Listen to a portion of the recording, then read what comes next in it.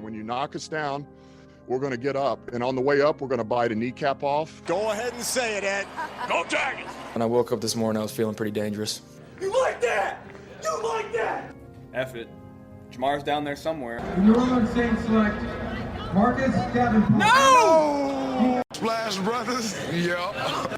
It's playoff. Keep going, Brace. Playoffs? Don't talk about playoffs. If it doesn't fit, you must acquit.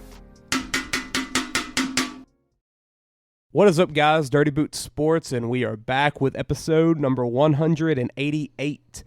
Just me and Peyton tonight. Chance is out. He's tired of talking WrestleMania. Watch that episode with him and Angevine from last night. That was, I think they talked literally an hour about WrestleMania. That's impressive. I'm telling you, I just sat back and listened. But I was entertained by their talking. Yeah. It was actually entertaining hearing them and their passion for it. So shout out to Angevine. Hopefully we can have him on some more in the future. Because I teased him a little bit with some Cowboys talk, and he read off the list of their off-season acquisitions. Okay. Long snapper, and long he snapper. Stopped. Wow. Yeah, then he stopped. Wow.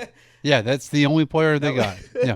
Yeah. They're the only team in the NFL that just had one acquisition. This Jerry's got this. Yeah, Jerry's got this. Jerry's world. Yep, we're good. Have you seen the conspiracies that Dak's gone after this year? Yes, I have. And that Shadur is going to be the guy? Yes. I mean, and then is Dion going to be the head coach? I mean, at that point, no way. Dion's he's jumping ship, or the OC or something, DC or whatever, GM at this point. I mean, maybe. Who knows? I mean, it would not shock me. That's the thing. That's the crazy thing about the Cowboys. Like, no, because it would get clicks, it would get money. God. Jerry, that's all he wants. It would. They'd have Hard Knocks. Like they'd have their own version of Hard Knocks every year. Yes, like, yeah.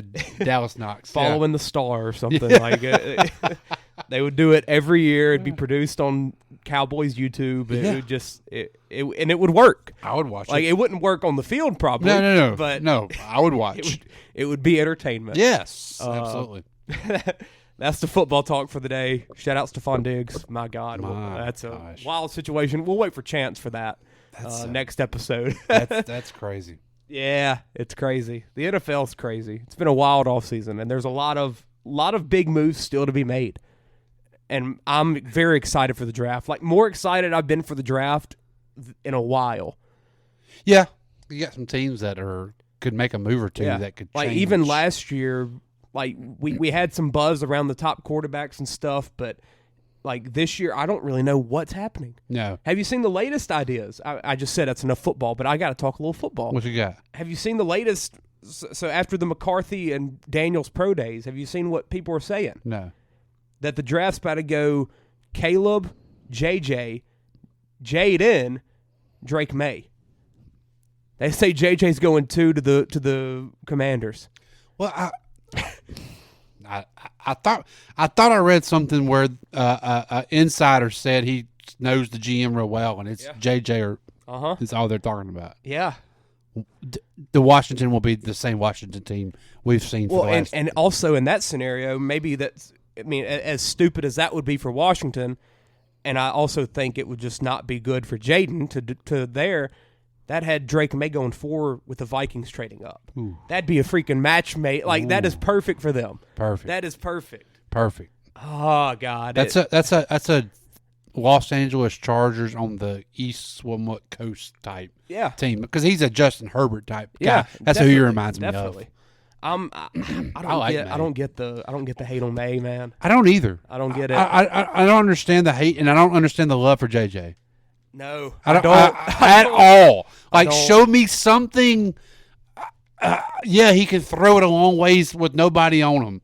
Like, other than that, what did he do to impress everybody? He's a game manager. He's got that IQ. He come from Harbaugh. I mean, is that what's helping him? I mean, I wouldn't be shocked at this point if Harbaugh finds a way to get him. What does Harbaugh have to win by talking him up? I don't know. It's so weird. Like, I mean, best prospect in the draft. Oh well. Like, what does it matter? What does that do? I mean, he's already got a head coaching job. He's not doing it for his career.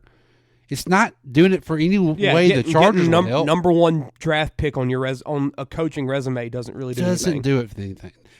If he gets fired tomorrow, a college just going to hire him the next day. Yeah. Like, I mean, it doesn't really matter.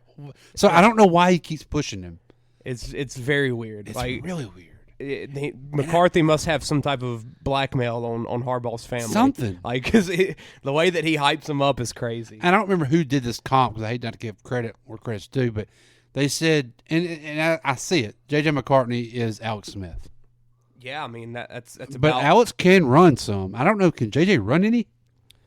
I don't know if or what he ran for a 40. I mean, I watched him in 3 years in college and you never saw him run. Yeah, but in Michigan, they just hand the ball just off. hand it off. Yeah, he's a heck of a handoff. Apparently, he's got a great arm. I never saw that either. And, I mean, he does take snap under center real well. He never dropped one. Yeah, good play action. Yeah. After 17 runs. Yes. Yeah. It's amazing how that works. Yeah, wow. He was wide open. I don't know. I don't understand the buzz and hype on that. I don't either, and I don't. But every year there's that one player that does this. Yeah, that just shoots up the top, and everybody's like questioning and scratching their head, why? And he's the one, and it's going to be not well for Washington if they can get him. Yeah, I saw Warren Sharp put out a mock draft. It wasn't from him, but it was from like the number 1 rated the past 5 years mock draft guy. Just one of them guys that just does it. I don't know. Like there's people that literally just do mock drafts for a career. They're lucky. But it had Caleb, JJ, Jaden, Drake May trading up to 4, Cardinals trading back and then trading back up to 5 to get Marvin from the Chargers. So they get additional pick somewhere and then they go back up. Yeah, they get whatever the Vikings trade to 4 and then they trade back up to 5. And then it had Neighbors to 6 to the Giants. And then I think Odunze at 9 to the Bears. And I saw something today that had Neighbors at 6 to the Giants and Penix in the second round to the Giants. I thought I saw today where the Bears were at 11. They're at 9. They might have been like a mock. Might have been a mock draft because they had Brian Thomas going to the Bears. Bears. Who's at 11? I'm trying to think. 10 is the Jets. I don't know who's 11. I didn't either. When I saw the Bears there, it didn't look right. Yeah, but they're at 9 right now. Everyone's talking Odunze there. Yeah. We'll see if that happens. There's so much it could. Are we for sure New England's going quarterback? Because there were so many rumors that they were trading back. They could be the trade back for the Vikings to trade up and get someone. I would love for Jaden to go to the Vikings. Yeah, I mean that's something no one's talked about. Is that fit? I would love that. I mean, go for it. That would be a great fit. That would make me happy. Yeah, I mean, I'd be fine with him in Washington. Yeah, no, I'm good with that. I don't want. Honestly, I want the Patriots to get JJ or nobody. Yeah, because I don't want May or Daniels there. No, I don't want May there especially. Yeah, I want May let May go to Washington. I think that would be fine. It'd be really good, actually. Yeah, I think Washington has. And there for a talent, while, that's where he was going. Yeah, I mean, he was on the mock. Now it seems I would be shocked if Jaden is not the pick to Washington. Yeah, I really would, especially with the Mariota signing. Like that just feels like the perfect backup for him.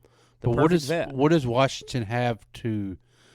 Why would they want it out there that they're going after JJ? I mean, everything happens for a reason. Yeah, and they're doing this for. I just don't know what their end game is on that. Is somebody in love with them that we can't? Is Minnesota in love with JJ? You think they'd be that aggressive and try to trade up? Would they try to trade to 2? But that's what I'm saying. Like you're not. If you're everyone Washington, knows that you're Caleb's not going that far 1. back. Everybody knows Caleb's going 1. Right. Like so you're getting JJ if you want him, Washington. Yeah. Like, so it's very weird. It's weird. Why would you let that out? I don't get that. Yeah. Apparently, I think Caleb had his Bears visit today, and I think that's the only one that he's taken. Okay. So I think everyone knows that's happening. I mean, when Fields got traded, it was a done deal. Yeah. Unless they could take JJ. Who knows? Now, if that's not the ultimate Bears move, would be to take JJ. Mitch Trubisky. Yeah, 2.0. Yeah, it's wild. I'm very excited for the next 24 days or whatever it is to the draft. It kind of sucks. We got still about 3 weeks left, don't we? Yeah. But there'll be more free agents signed. There'll be more trades, more Who? more Is workouts. there a lot of big names left in the free agent though? It feels like it's kind of dwindling. There's still some safeties. I know Justin Simmons is still out there. Yeah, I guess he might be waiting on. J.K. Dobbins visited the Chiefs, I know. but then they signed Clyde. So Yeah, that's kind of gone. There's JK another probably safety, I wanting think. a little more money than they were wanting to pay. I don't know where he goes now. Yeah, Dallas. I mean, they got to sign somebody, huh? And they got to have a running back. Somebody. They don't have a back. They I think that the Benson kid from Florida State, I think, is visiting there. Okay. So maybe they take the first running back on the board. I mean, they've done it before. That'd be a Dallas move. Yeah, I don't know. There's so much that could happen. Football.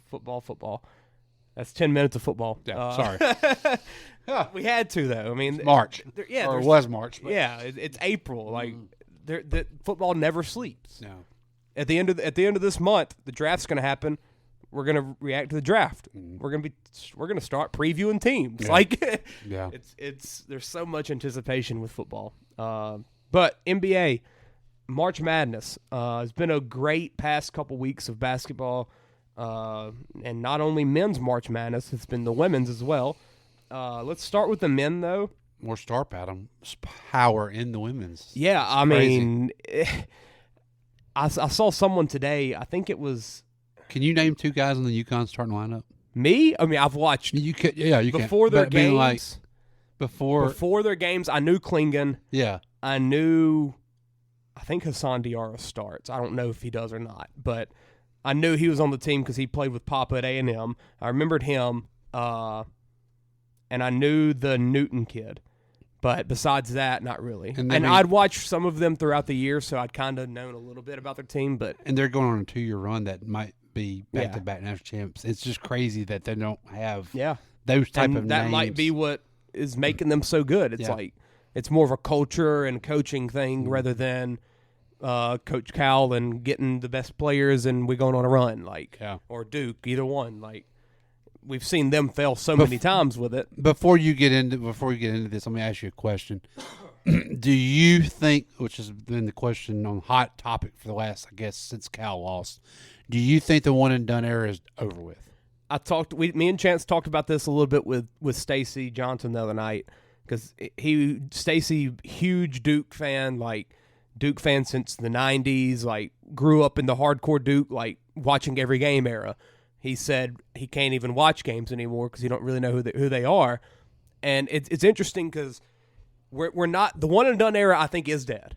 Okay. But at the same time, as I was trying to explain to him, I'm like, we sent that graphic the other day with all the guys of the Elite Eight teams where they're from. Duke was the only one that had their full roster. Most of the schools, I mean, you looked at Alabama. God, it's St. Peter's, Ohio, it's all over North Dakota State. It's the most random schools. Love that kid from North Dakota State. Yeah, very fun, very fun player. But it's interesting because it's not so. It's not that it's one and done is specifically done in the terms of you've got how do you recruit? You've got Anthony Davis coming in and he's playing 1 year and he's going pro. You've still got those top prospects, but it's almost like there's a different type of one and done era in terms of graduate transfers. Yeah.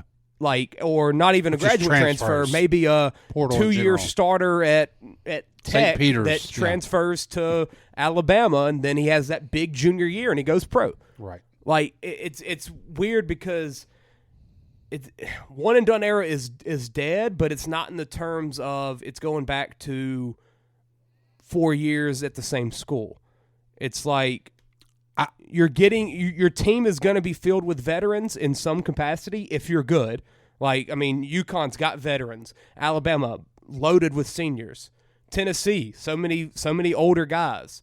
Who else is alive? Purdue got older guys. Yeah. Now Purdue, they're a little bit different. They kind of built through the program. Yes. But so many of these schools are senior or junior or graduate transfer led. Yeah. But at the same time, they're not they didn't come up in the program. Yeah. So is that a good or a bad thing?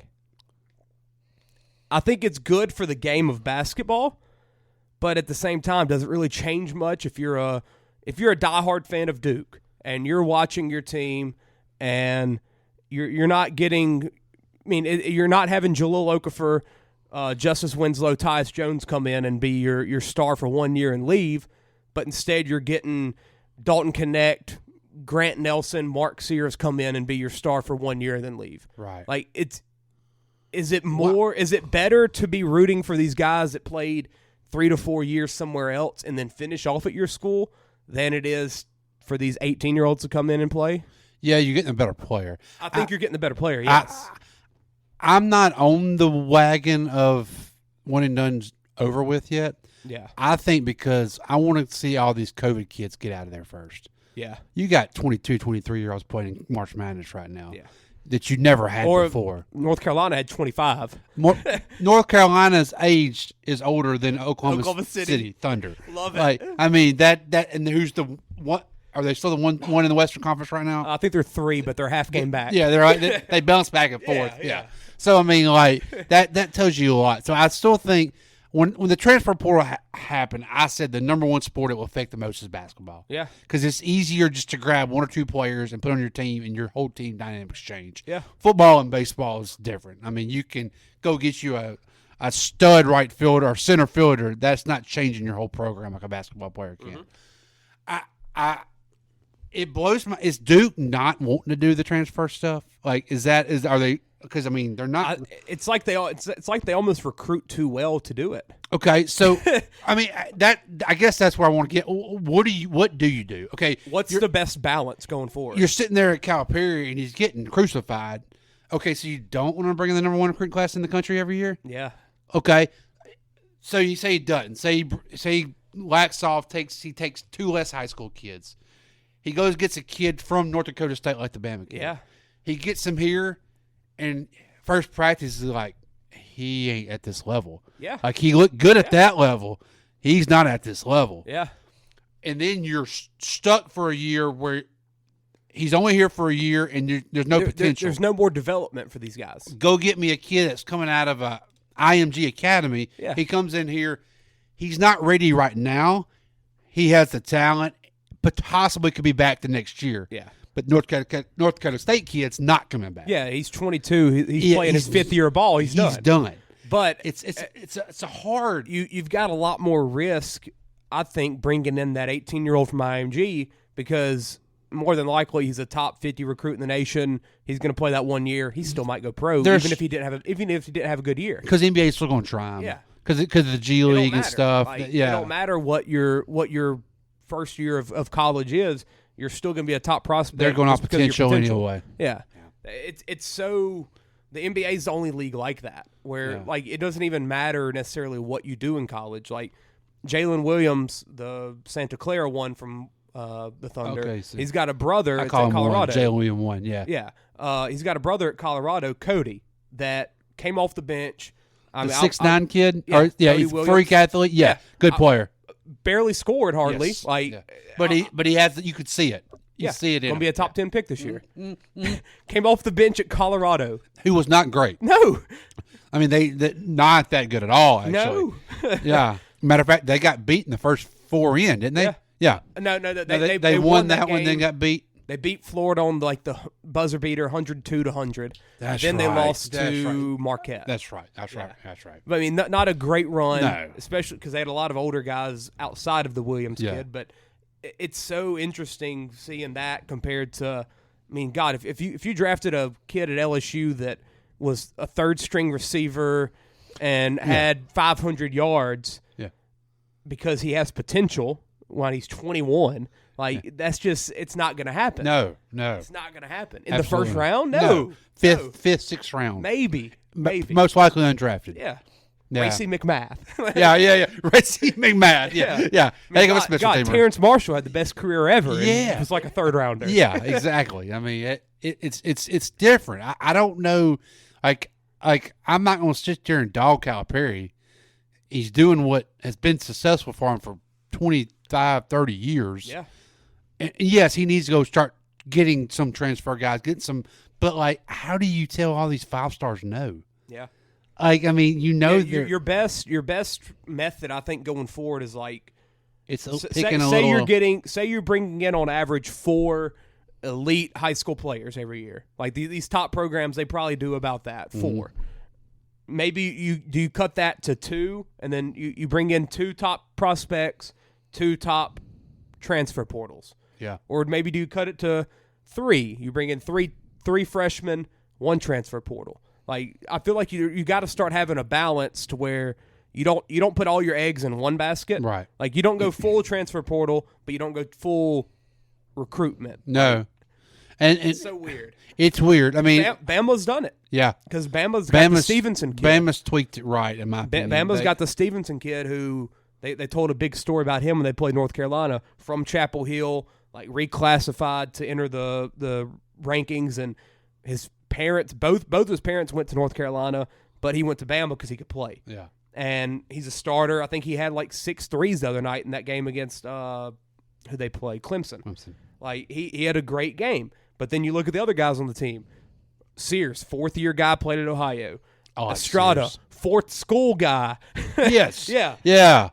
Second best player on the floor. Yeah. Like Nelson, North Dakota State. Like Yeah. it's so interesting, and it makes it for a fun product. I think it's college basketball is more fun when you've got these stories, but at the same time, you're not like it's not the names. Yeah. It's not the Anthony Davis coming in. It's not Zion. It's not Kyrie. Like it's not those guys that just get you out your seat. But it's Mark Sears who might have a great tournament, but then what's he going to be in the NBA? A 50th overall pick and maybe plays a little bit. Yeah, and some of these quote unquote one and done guys you're bringing in with NIL, I was thinking that would slow that down some. Yeah.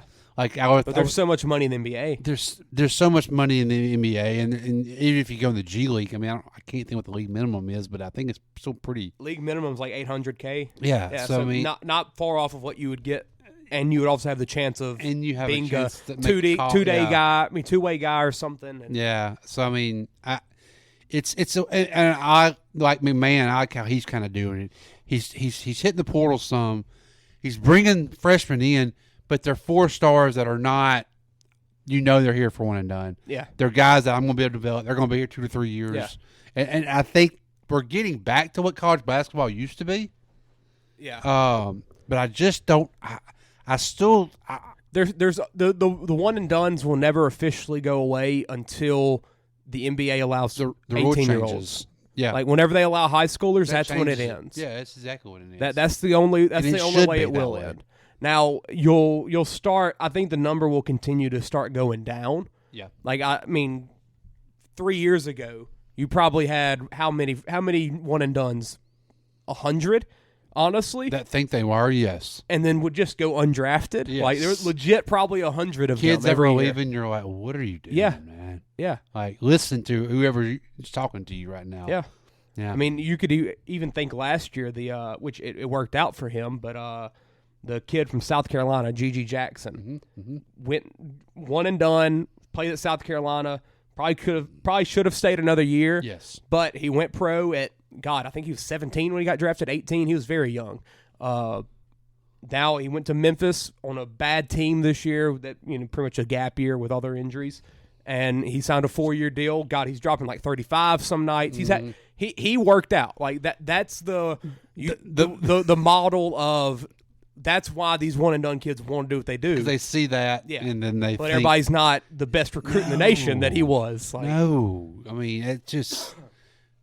If they would see the other side of the stories on all these kids that are not even playing ball anymore. Yeah, I just it blows my mind that, and to me, it's made college basketball a little better to watch. Absolutely. And it's made the tournament obviously really more interesting. I think it's made the product of college basketball more fun, even though we're not getting to see these future NBA stars. Yeah. We're getting to see guys that are just really good at college basketball. Yeah, they're good, just college basketball players. And one example, you were going back to the Cal bringing in a kid from wherever, and he showing up at practice. You're like, he just don't got it. Like he can't play SEC ball. He can't play Power 5 ball. Max Asmus from Oral Roberts. We saw him 2 or 3 years ago when they beat Ohio State. Like you're like this dude's he was one of the best scorers in the nation. He goes to Texas. I mean, he's okay. Leading scorer, but still, I mean, he was averaging like 17, 18, something like that. Watch him in the tournament. I mean, I think he had like 10 points every year. It's just like Texas. it that's the risk. Mm-hmm.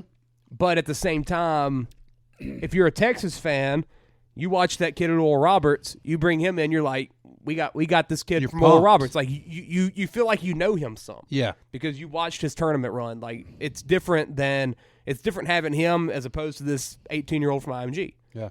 So it's a weird balance. It's so hard too, because I mean, even our local boys, who I try to keep up with everywhere they go, Henderson, Ravel kid, Wilson, Houston. Yeah. I mean, I think it was Chance didn't even know he was at Houston. No. I mean, like he it's just came so off the bench and hard to keep up with that. It is. I mean, you're talking about one of your top premier programs right now in the country, who's from local, like the Chance keeps up with some of this stuff, and he didn't even know that he was there. No. I remember him at ULL. I remember him going to Texas Tech. When did you get to Houston? Yeah, exactly. Yeah. And I try to, being an LSU guy, even the guys that lead the program, basketball included or whatever, I try to keep up with them when they go somewhere. Mm-hmm. One, because I kind of have a connection with them because I watched them for so many. And I mean, you had the excitement of this guy's going to be part of our program. Yes. And then, two, I just want to see if it's the right move or not. I want to see if he's going to be like Eric Gaines at UAB. I questioned the move. Still wish he'd have went to a bigger program. It worked out. Still might. He probably has another year. I think he actually does have one more year. He's done well there. Yeah. But there's been kids. Just went blank on his name. Played for Madison Prep, Georgetown. Anderson? No. LeBlanc. Okay. Like when I found out, I thought he was done. Yeah. And he was still playing. Like I mean, he's moved twice since he left LSU. Like it's just. Man, at what point do you? I don't know. Like when that one block's 40 years old, and this kid asks, "Hey, Dad, where did you play college at?" Yeah. What does he say? Yeah.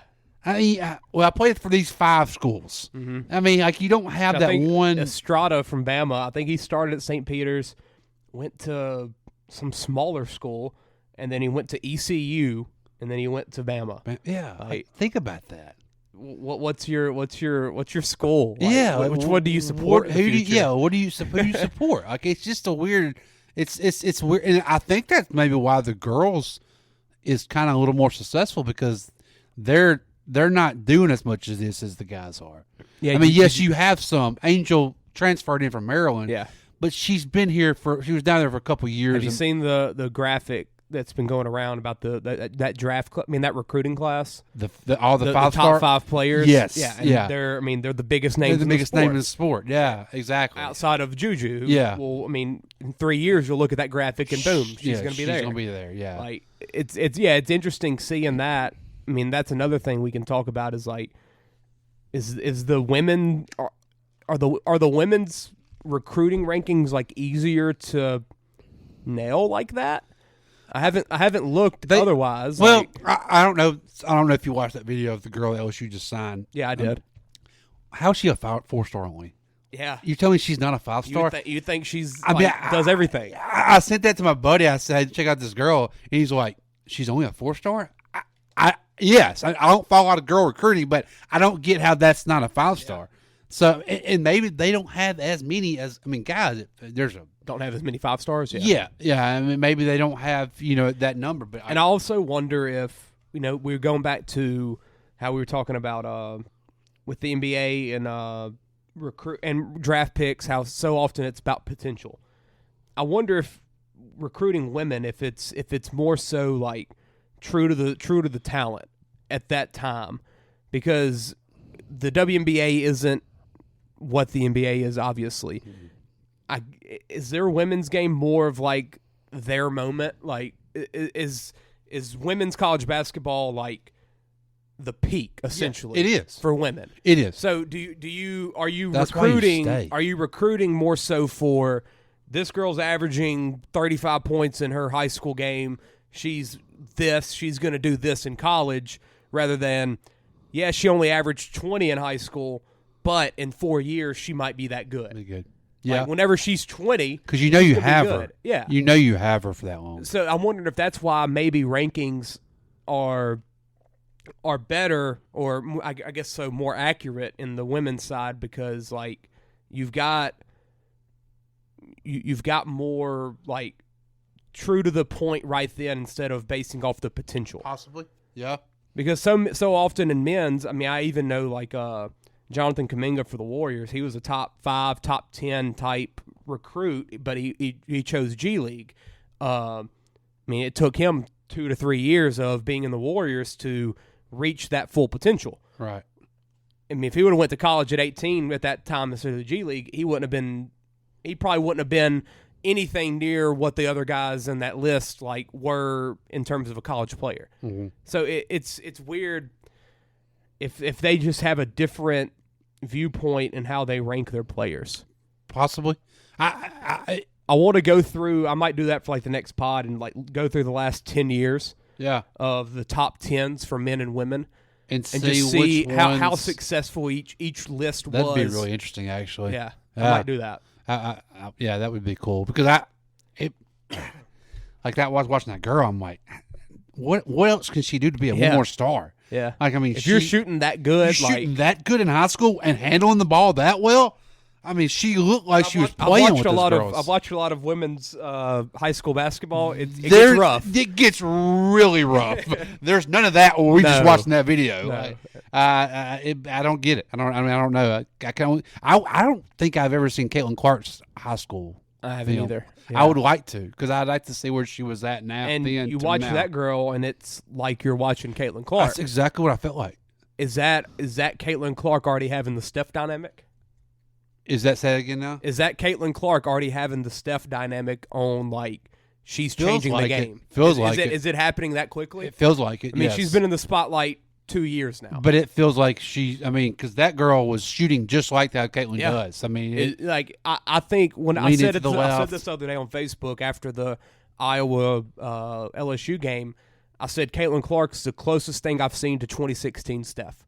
Like, whenever Steph made 400 threes in the NBA, when, like, I think no one had made 350 at that point. Mm-hmm. Like, Steph was reaching heights that no one's ever even thought about. Yeah. And that's what I'm watching when I watch Caitlin Clark. Yes. Like, I've watched not a ton of women's basketball in the past, in terms of a college or professional level. But, I mean, I watched Maya Moore. I watched Brianna Stewart. I watched the Augustus girls, like Ogunwake, whatever the crap their names are. I watched some of them. Like, I would watch their championships. None of that was Iowa. No. None of that was Iowa. So it's very interesting to see if Caitlin Clark, I think she can and is that type of name to, like, not only change the game of women's basketball, but to possibly change the future of, like, the WNBA. Well, I don't think she's going to make it the NBA. God, it never will be. But I think she is going to do something to the WNBA that will have a lasting impact. If it doesn't, then nothing's ever changing it. I honestly feel like she will have that type of impact on the game that we've seen from Steph the past decade.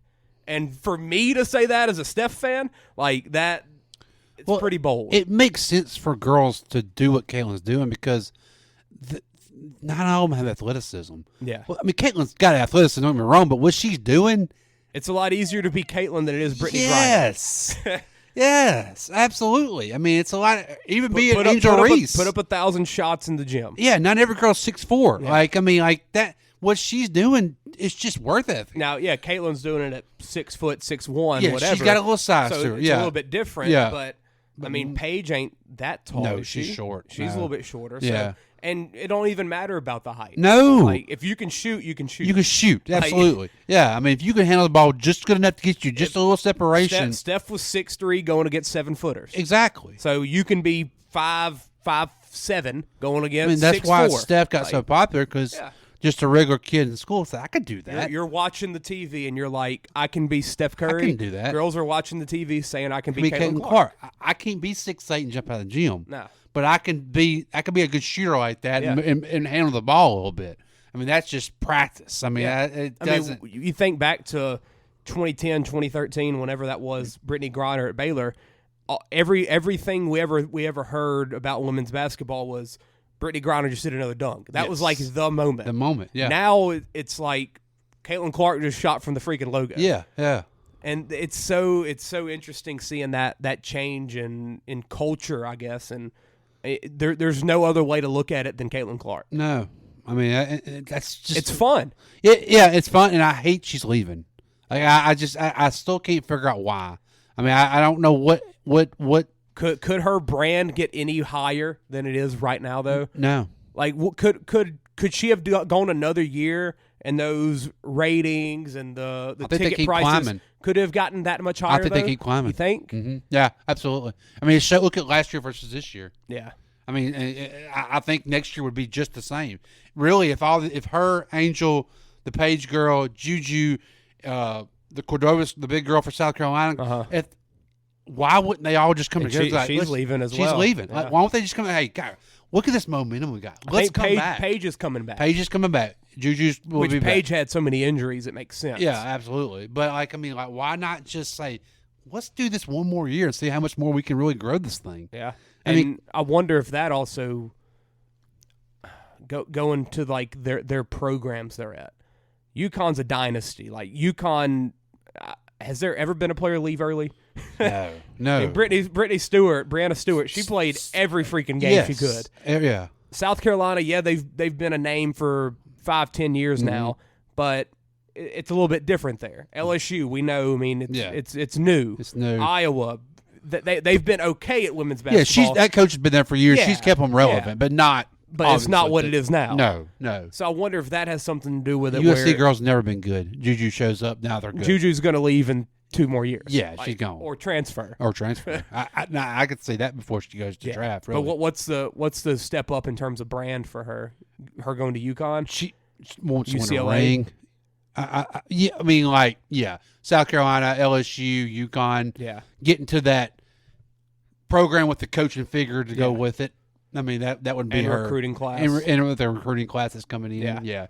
I mean, she's probably the 16th, 17th thing to do at LA in sports wise. Yeah. I mean, like go to LSU or UConn, South Carolina, where they praise you. She was a Sierra Canyon girl. Like I think she's been West Coast her whole life, so it made sense to go to USC. And especially absolutely. with Bronny and the Collier kid, like Dennis Robinson's boy was at. Yeah, I mean, they had it going. Caleb there. Williams was on campus. Yeah, it all made sense. Right. So I wouldn't be shocked if. I mean, I guess she could still technically do it now. Yeah. But she also might bring in the recruits to USC. Maybe they might come to play with her, even though her game isn't very, You come play with me. No, it's very no. But now you're going to the Big Ten, doing all this extra traveling. That's true. I mean, who knows? That might. I don't know. How good's the Big Ten in women's basketball? I mean, other than Iowa and Ohio State, they're not even good. Yeah, and you're losing. I didn't think you'd have had Caitlin versus Juju in next the year. same conference. Like, I mean, I'm telling you, like all the momentum they had going for them. They just said, "Hey, and why UCLA. don't we all come back?" Yeah, like why not come and back? Washington, who's usually pretty good. It's just I don't know. I mean, the numbers are showing it. They got to keep climbing. Yeah, like this Final Four numbers will be insane.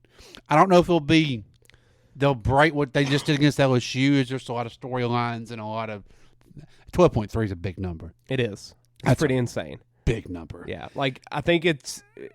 The Iowa South Carolina number at National Championship would be an interesting one.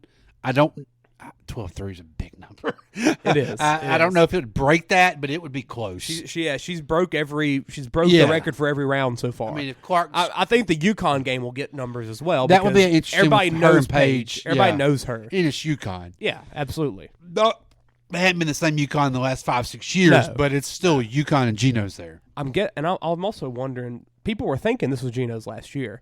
I don't think Paige would come back if he's not there. I don't think he would retire knowing Paige is coming back. The Stanford woman, she's done, right? The women's coach, she's done. She just broke the record. She's done. But because Geno was like that's the only person he's trailing and wins, but they just kept winning the same time. Right. So I wonder if he's coming back to get that record. He's coming back. Good. He needs it. He's coming back. Yeah, he deserves it. He's coming back. Let me ask you this, because I heard this on Colada in the morning. He said his source that told him this is pretty close. Out of the women's coaches right now, name which ones you think could coach men's basketball. I mean, I think Gino's incredible. Yeah. I think Dawn Staley could. Yes. She has the playing experience could, and all too. of that. And I think her demeanor could fit men's basketball. I don't think Mulkey could. I think she she's could. too old. I think she could. You think so? Mm-hmm. I mean, look at her team. Yeah. Look what she's got now. I don't know. I mean, when you think of those three, you Yeah. think Dawn Staley would be coaching that kind of team. That's true. I mean, That's true. It's Kim, the 60-something-year-old white woman that's coaching that kind of team. Yeah. I don't know. Those three are the ones that come to my mind. Yeah. So there's rumors, and Claudia said this guy is usually pretty good on SEC basketball. He knows his stuff. He might be wrong, but he's right most of the time. Rumor is Tony Bennett stepping down to Virginia. Okay. Might retire this offseason. If he does, they're supposedly going after Dawn Staley for the head coaching job of men's. Huh. How crazy would that be? Who? So Tony's done after this season or next year? No, they're saying that he's contemplating retiring this offseason. Okay. Yeah. Wow.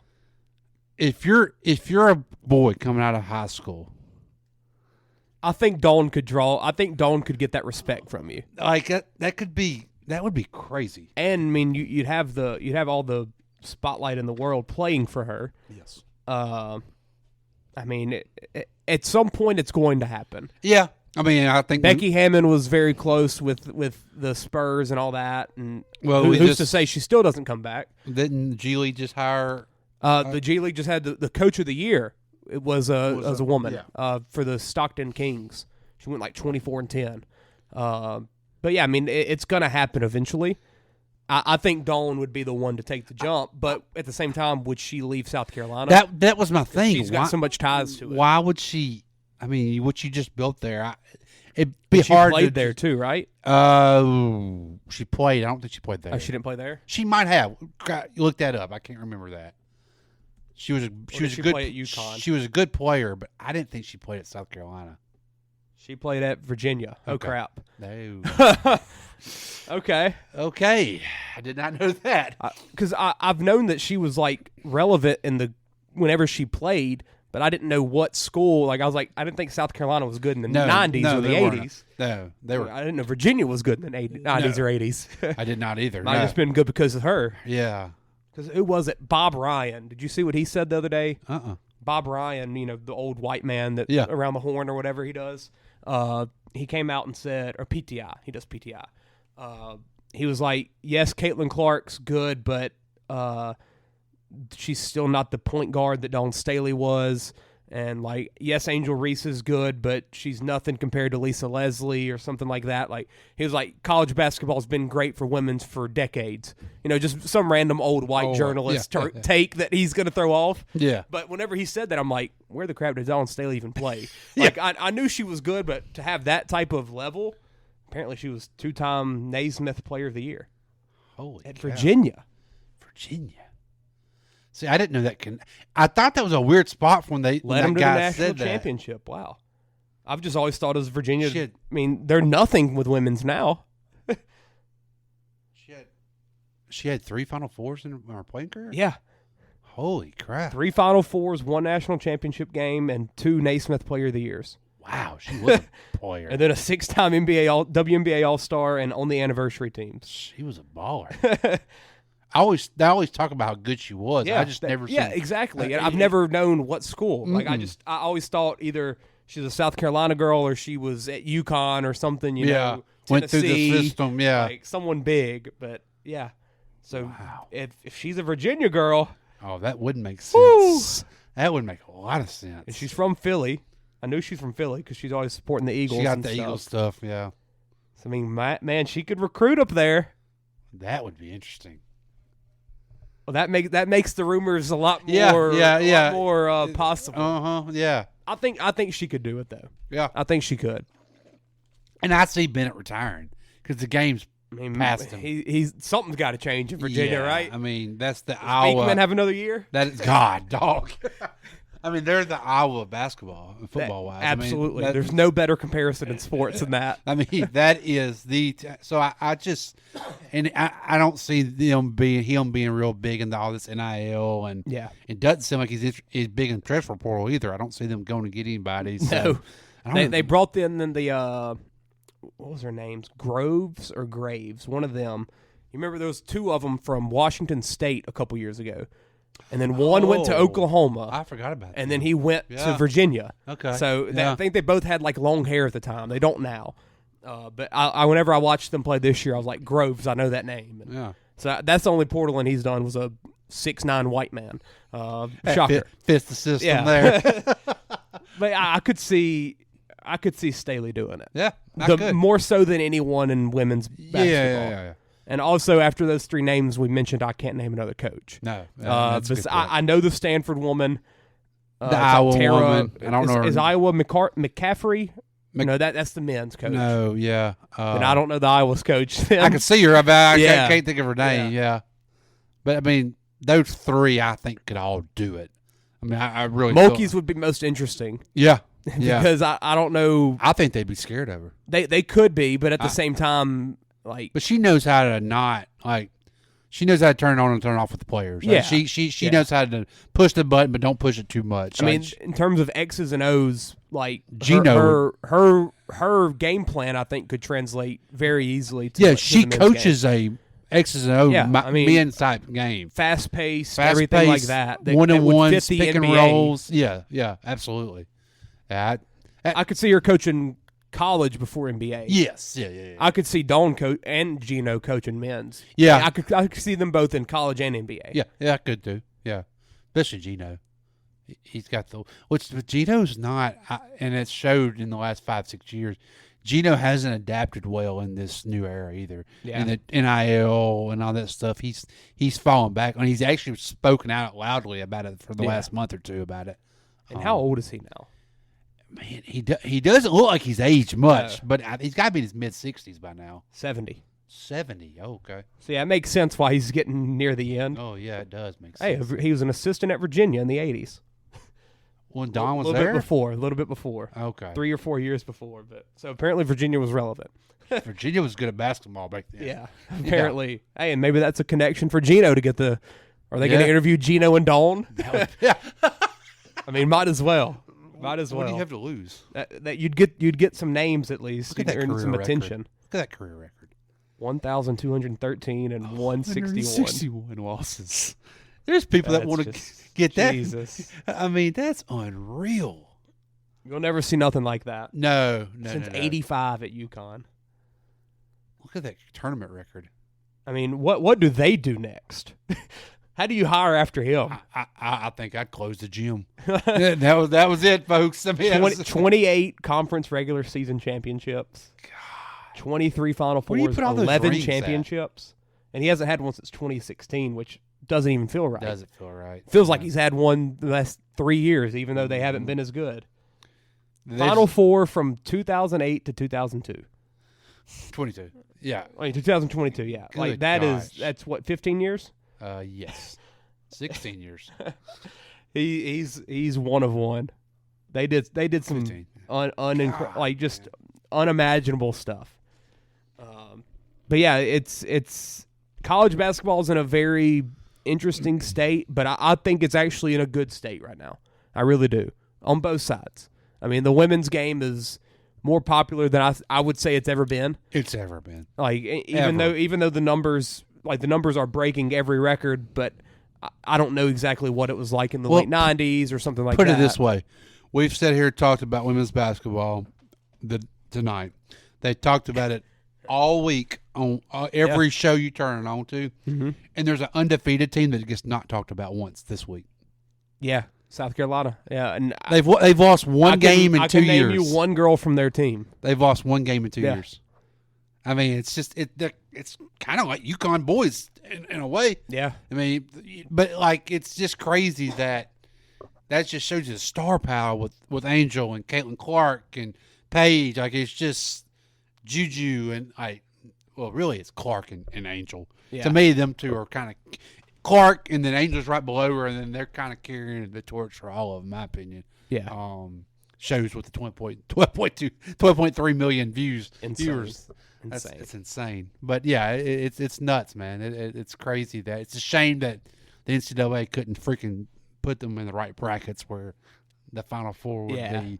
There's I wonder if the numbers would have even got higher, or like I guarantee you, because you got to think they're gonna, but I don't even think people are tuning in for the stakes of the game. It's just more so the names. No, yeah, but when it's the Final Four on top of that, though, That's true. Sunday night when there's nothing else on, when they're playing, Not like, the night after Easter. Yeah, yeah. Like, I mean, could you imagine what it would have been? I'm very anxious to see. I would be shocked, honestly, which sounds crazy to say. I'd be shocked if either of the Iowa games, assuming they play 2, if either of them are under 10 million. Yeah, like I still think she's going to draw. Yeah, I think she will too. And that right there is why, like, the WNBA, to see what's about to happen the next 3 to 4 years is so interesting. You cross your like fingers. It's now or never. Yeah, it's now or never. Not to say it'll ever die. I don't think it'll just straight up die.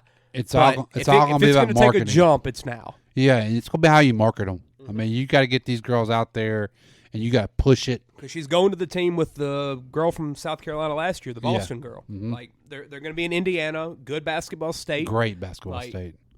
It can work. It can work. Yeah, I mean that's a good. And you've got good teams around, like the Liberty have Sabrina Ionescu. They've got Brianna Stewart. Like, so there's talent around the league that are fun to watch and like name still. Do you want Clark to be in Indiana, or did you want her to be like in L.A. or New York or Las Vegas or something like that? Yeah, I mean I don't know. Hurt?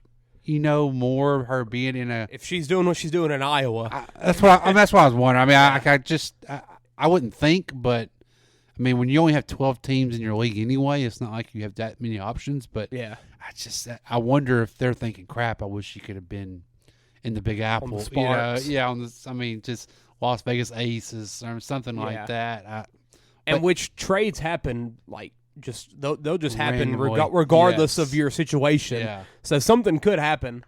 But I mean, I'd be shocked if she honestly might not have wanted that. She might want to go to Indiana and stay in that. Feels like an Indiana type. Yeah, I mean, it'll be the same type of culture and environment at least.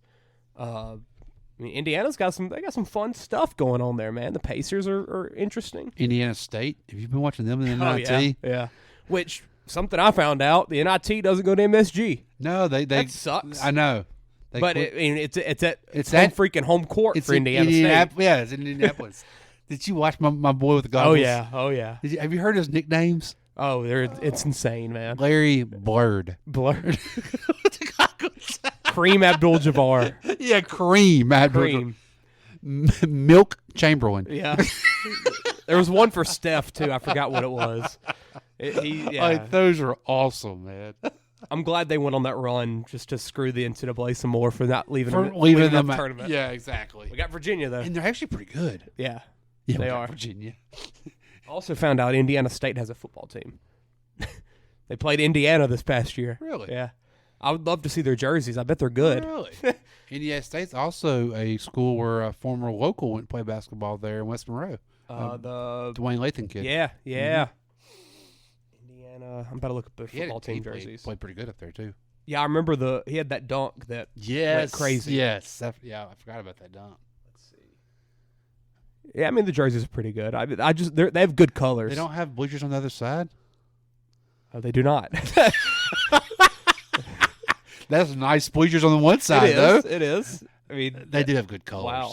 Because I watched their NIT game last night. They had the baby blues on. Uh-huh. Oh, they were sweet. So I was hoping they had a football. There's uniform. another picture of the one side. I don't think I've ever seen that. That's insane. Even in high school, they have like nothing around that area either. Nothing. There's just nothing. How weird is that for the opponents to be standing over there in nothing? That's insane. Maybe they bring lawn chairs and just bring them out there and sit there. That'd be cool. I mean, I doubt they fill up this one side. That's the Big Sky, correct? I went to I think so. I went to when Kelton was in JUCO. I think it was Tyler Community College. Yeah, in Tyler, Texas. I think their stand. They only have one side of stands. Okay. No, I mean it's JUCO, so you can understand it. Yeah. But it kind of They're just reminded me of have that setup. Yeah. Exactly. Yeah. Exactly. It was so hot there. Too. Yeah. Freaking like August 30th or something in Texas. Yeah. Oh yeah. Yeah. Oh yeah. Yeah, that's good. Let's kind of run through. I mean, we kind of just discussed everything about college basketball, but remaining teams: Purdue, NC State. I mean, David versus Goliath right there with Burns versus Edey. How quick will Burns get 2 fouls? I'm thinking 4 minutes. Well, the way they give Edie foul calls, Oh God, it might be less than that. I want to see the opposite. Did you see that he has the most free throws since Pistol Pete in a season? I did not see that. Wow. He has 400 this year. Holy crap. 400. And I saw the list of people that have like, I think it was like 350 in the past 20 years or something, and it's him, I think Tyler Hansbrough, and then like a random player from UTEP and a random player from Akron. Like, I don't know what their whistles were, but yeah, first person with 400 since Pistol Pete. Holy crap. That's impressive. Yeah, and that tells you everything you need to know about Purdue. Absolutely. Yeah, it tells you everything you need to know about Purdue. I think Burns could get Edie in foul trouble. They're not. NCAA wants Purdue. Bad. They do. They want Edie versus UConn. And rightfully so. Yeah. I think it'd be a fun matchup. Yeah. UConn will probably win, but I think it'd be fun. Yeah, I think they will too. I don't see Bama beating UConn. I think it's going to be a heck of a game. I hope so. I'm kind of scared for Bama because Dan Hurley's a freaking monster. Yeah. But dude, I tell you what, Nate Oates is kind of a crazy lunatic too. Yeah, he is. Yeah. Have you seen the whole family ties with Oates and the Hurleys? No. So I went down a big Wikipedia rabbit hole the other day. So Nate Oates, we all know, started in believe Detroit or around the Detroit area, high school math teacher and basketball coach. Dan Hurley was at Rhode Island, that was his first like big coaching job out of high schools and stuff like that. He was at Rhode Island. Bobby was an assistant there. They go recruiting in Nate Oates' school to remember E.C. Matthews for Rhode Island, one of their guards. Okay. He was one of the better players for Rhode Island, led him to the tournament a couple years. He was like their guy. So they got E.C. Matthews from Nate Oates' school in Detroit. Both of the Hurley brothers were recruiting there at the same time. Bobby gets his first coaching job at Buffalo. Yes. Bobby hires Nate Oates out of high school to come be an assistant because he was so impressed whenever they were recruiting E.C. Matthews. Nate's an assistant on Bobby's team. They beat, I believe it was Kentucky or Arizona. Buffalo had like that upset. Bobby gets the Arizona State job. Bobby tells Buffalo, hire Nate Oates. He says, "I'm hiring Nate Oates unless y'all give him y'all give him the head coaching job, or he's coming to Arizona State with me." They gave him the head coaching job. Now and then they actually ended up playing each other in the tournament, Buffalo and Arizona State. And now Nate Oates is at Alabama. Holy crap. So, I mean, you go 15 years ago, Dan Hurley's at Nate Oates' high school recruiting his best player. That's insane. Well, now they're in the Final Four. Well, it blows my mind that Oates just was 11 years ago, was coaching high school basketball. Exactly. And teaching math. Yeah, you don't see that. Imagine Chance in 10 years just being on the NFL sideline. Yeah, I mean, like, you just don't see that very often. No, and that shows you how good of a basketball mind and how good of a coach he is. No, he's good. And it's going to be a little bit scary because I do think giving UConn a week to prepare for Alabama is bad for Alabama because I think Dan Hurley's just a freaking lunatic and great coach. I mean, we've seen even in the Illinois game, it was a battle that first half. Come out 30-0. Yeah. One of the crazier runs I've ever seen, and I've watched for the Warriors have the craziest runs you could ever think of. 30-0 run in the 30-0 game. 30-0 run. That's insane. Against the number 2 offense in the nation with Illinois. That's insane. Like, Bama's the type of team, they'd have been better off playing this game 2 days ago. Yeah. Like, don't even take a break. Just keep going. You won your Elite 8 games, play it 2 days later. They'd have been absolutely. That'd have been a whole lot better for them. Absolutely. But we'll see what happens. I do think it's a competitive game. Yeah. I don't think UConn kills them. I would not be shocked if plus they 11.5. 11.5. Yeah. But I wouldn't be shocked if they still cover that. UConn. No. But not like 16 or something like that. 15, 16. Yeah. And it more so being in the last few minutes, and it's a pull away. Because Bama will probably take a lot of bad shots coming down, trying to catch back up. I mean, Bama runs an offense where it's live and die. Yes. Like, if the threes aren't hitting, you're not winning. Yeah. It's straight up. Like, that's how it is. And you're going to be in a bigger arena. Yeah. I mean, I'm assuming they're playing in the Cardinal Stadium.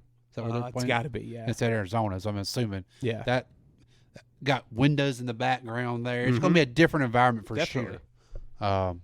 You heard the whole conspiracy with the Dallas hosting this past Elite Eight. They said that the balls were inflated too much. I did hear that. Like shooting percentages were down like 15% Completely- to everybody else. Yeah.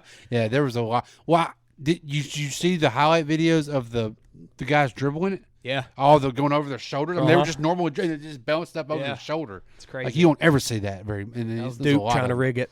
That's exactly what it was. Didn't work. Chance is still crying. Oh yeah, Chance was not happy. No. But and he He's taking it out on DJ Burns. Yes. He hates. Wow. Like, what did DJ do wrong? That's what I was telling him. I'm like, there's no reason to hate this man. No, Like, absolutely not. The man's selling because he's got vending machine trying to make a living. Oh out my of God, it, I man. loved that. I know, me Loved too. That. It was crazy. Barstool got that interview. I don't know how they can do those interviews like that, but to get him out and 2 days after he just has like the craziest moment of his life. Him and they had Golke from Oakland. Really? They had him and Golke on the same episode where they interviewed both of them, not at the same Holy time. crap. But I just don't understand how you can do that. And then now they're selling DJ Burns vending machine shirts. That's like awesome. it's crazy. It's crazy. But NC State Purdue, I'd be shocked if NC State won. Shocked. Purdue, I think the Tennessee game was the first time I got to fully like focus on their game because the other games they played, the Gonzaga game, I don't think I got to watch much of it. I didn't watch any of it. And then the first two games I didn't really watch. I mean, I had it on the TV, but I Yeah. wasn't sitting there watching them like I was Tennessee. They're good outside of Edie. They actually are. And it was interesting because so much of like the Twitter discourse has been that Purdue is just nothing but get the ball to Edie. I was kind of impressed with their offense. Their Like, guards are yeah. got some. Yeah, they're They good. play a yes, it's more like fundamentally sound than your average college offense or whatever. Like it's definitely different, but it's not a pain to watch. as I Pass it into expected. Edie, let him get double teamed, and then kick it Now, out. Let yes, somebody yes, shoot that does happen a It does, lot. but I because- mean- and there is a lot of times where it's like, And it should. He's 7'5". I Yeah. mean, like- we need a bucket or we need a foul call. It's just out to the monster. Yeah. Like it happens, and it is a little bit more fun to watch whenever you're betting on him. I do recommend that. Bet his points and cheer every time he gets fouled. But if you're from Louisiana, you better hurry up and get those prop bets in now. Don't even want to talk about that. That's so stupid, man. That They're losing. that's on them, gonna right? ruin my freaking March. They're losing on them, right? That's my favorite. It's got to be. They gotta be. Gotta be. They gotta That's be. my favorite thing to do during March Madness is like learn a player that opening weekend and ride him the whole freaking tournament. Uh-huh. Like Klingon, I've bet his PRA every game because he's that good. It's crazy, man. Yeah. And football, like I would I do made- it. I I made would money do it on for football. LSU every week. Yeah. I made money. I would Because- do it for football, but not as much as I did basketball. Yeah, it's easy when you got a team that you love that you keep Oh, up with so definitely. much, and especially in college football because they score a lot of points. So, Yeah. I mean, I definitely made money on Jaden this year. yeah. Because it took a long time for the books to catch up to what he was doing. Yeah, Neighbors and Brian Thomas were easy money, I mean, yeah, their lines would be 120 yards, but they do it. but they do it with a touchdown. Like I mean, you put that with a touchdown, it was usually plus money. Or you say, hey, I'm feeling lacy today. Yeah, and I did do that. Yeah, no, Yeah, that's so disappointing. Yeah. But hey, we can't complain too much. We we can still bet. can bet. We Yeah. can bet. Found something we can do in Oklahoma as well. Really? You can do daily there. You can't do sports book gambling. So you can't bet spreads, but you can do like the prize picks, underdog, stuff like that. You can do that there. Okay. And DraftKings actually has one called DraftKings Pick 6 or something. So I got to do some of that on some NBA games and college games. So yeah, it's not everything's not dead outside. Like even in Florida, when I was going on that cruise and I was in Miami, I'm scrolling Facebook. I got a ad on my Facebook, Hard Rock Casino. They have an app. It's just like you can't do DraftKings or FanDuel there, but you can use the Hard Rock Casino app to gamble on sports in Florida. Oh. Don't know how the crap that is legal. How did they get around that? And I'm But wondering. others can't. I don't know if you can do that, say in Panama City. I don't know if Were it's you only close like a enough regional to the thing. Hard Rock Casino, maybe? I don't know. Oh. But why is it legal for one sports book? And maybe it has something to do with like money. With and, all like, these other ones, you'd think they could find their way into it. It's so weird. Especially Florida. So weird, yeah. Wow. It is interesting. I didn't know that. Yeah. So, yeah, I mean, you can gamble. It's just you can't do it on DraftKings or FanDuel. But, I mean, I don't care. Right. Give me a random one I can do in download Jackson the app. Parish. Yeah, I don't care. I'll do Hard Rock right now. Yeah, yeah, absolutely. Give me an Indian casino. I don't care. Who cares? Give me the Choctaw Pines Give me app Choctaw right Pines. I'll do it right now. Yeah. If I can do it from a recliner, I'm in. Yeah, absolutely. But at the same time, I'd be scared if I got into live betting. Dude, I'd live bet so much. I'd be a nervous wreck. Yeah, it wouldn't end well. I told Chance, I was like, anytime the Warriors ever got down 10 points, money line. I immediately, no hesitation. Because I'll never stop believing that we're going to lose. Women's. We kind of discussed all there is to discuss in that. Shout out NC State for winning. Man. Very cool to have two teams with And both of their UConn. schools. Yeah. UConn and First NC time State. ever for that. And it's weird that they're on the opposite side of the bracket so to where They could it possibly could, be. It won't. No. God, but it no. could. No. Yeah. That would be NC cool. State will lose to South Carolina. By 20. Oh, only an 11.5 point spread. Might want to hop on that. Yeah, hop on that. 139 over under, and then Iowa is a 2.5 point favorite, 162.5 over under. This will be a against close UConn. game. Yeah, I mean Gino's not going to get blown out. No. He won't, and he will have some type of game plan Caitlin for Caitlin. just shot the lights out. So I mean, And she probably will again. well, I mean, like if she made them. She took a lot of bad shots that LSU game. Like that's what you want her to do. Yes. And you just tip the cat when she makes them. Yes. Like she did the other night. I saw someone on I saw some people on Twitter. Twitter was incredible that night. Yeah, it was incredible. And the Haley Van Lith, I hope she didn't open the app. I know. My God, she was crucified. And it wasn't her fault. I mean, she was on her. I mean, at one point she did this. Like, Yeah, she didn't know what else to do. I mean, I wanted to fly she, on her. she did not need to. She did not need to open the app. the old Twitter machine. No. But I saw someone saying like the worst job in sports right now is any other Iowa player taking a shot because they're like if you shoot a three and you're on Iowa and it misses, it's like Caitlin would have made that. Yeah. Caitlin should have shot that. Why did you shoot that? Take away from Caitlin. Yeah. 50 shots for Caitlin's better than 5 from anyone else. Like, it honestly is. Iowa, South Carolina is the game we need in this. Yeah. I plan on watching. I'm glad Iowa's actually the late game for this.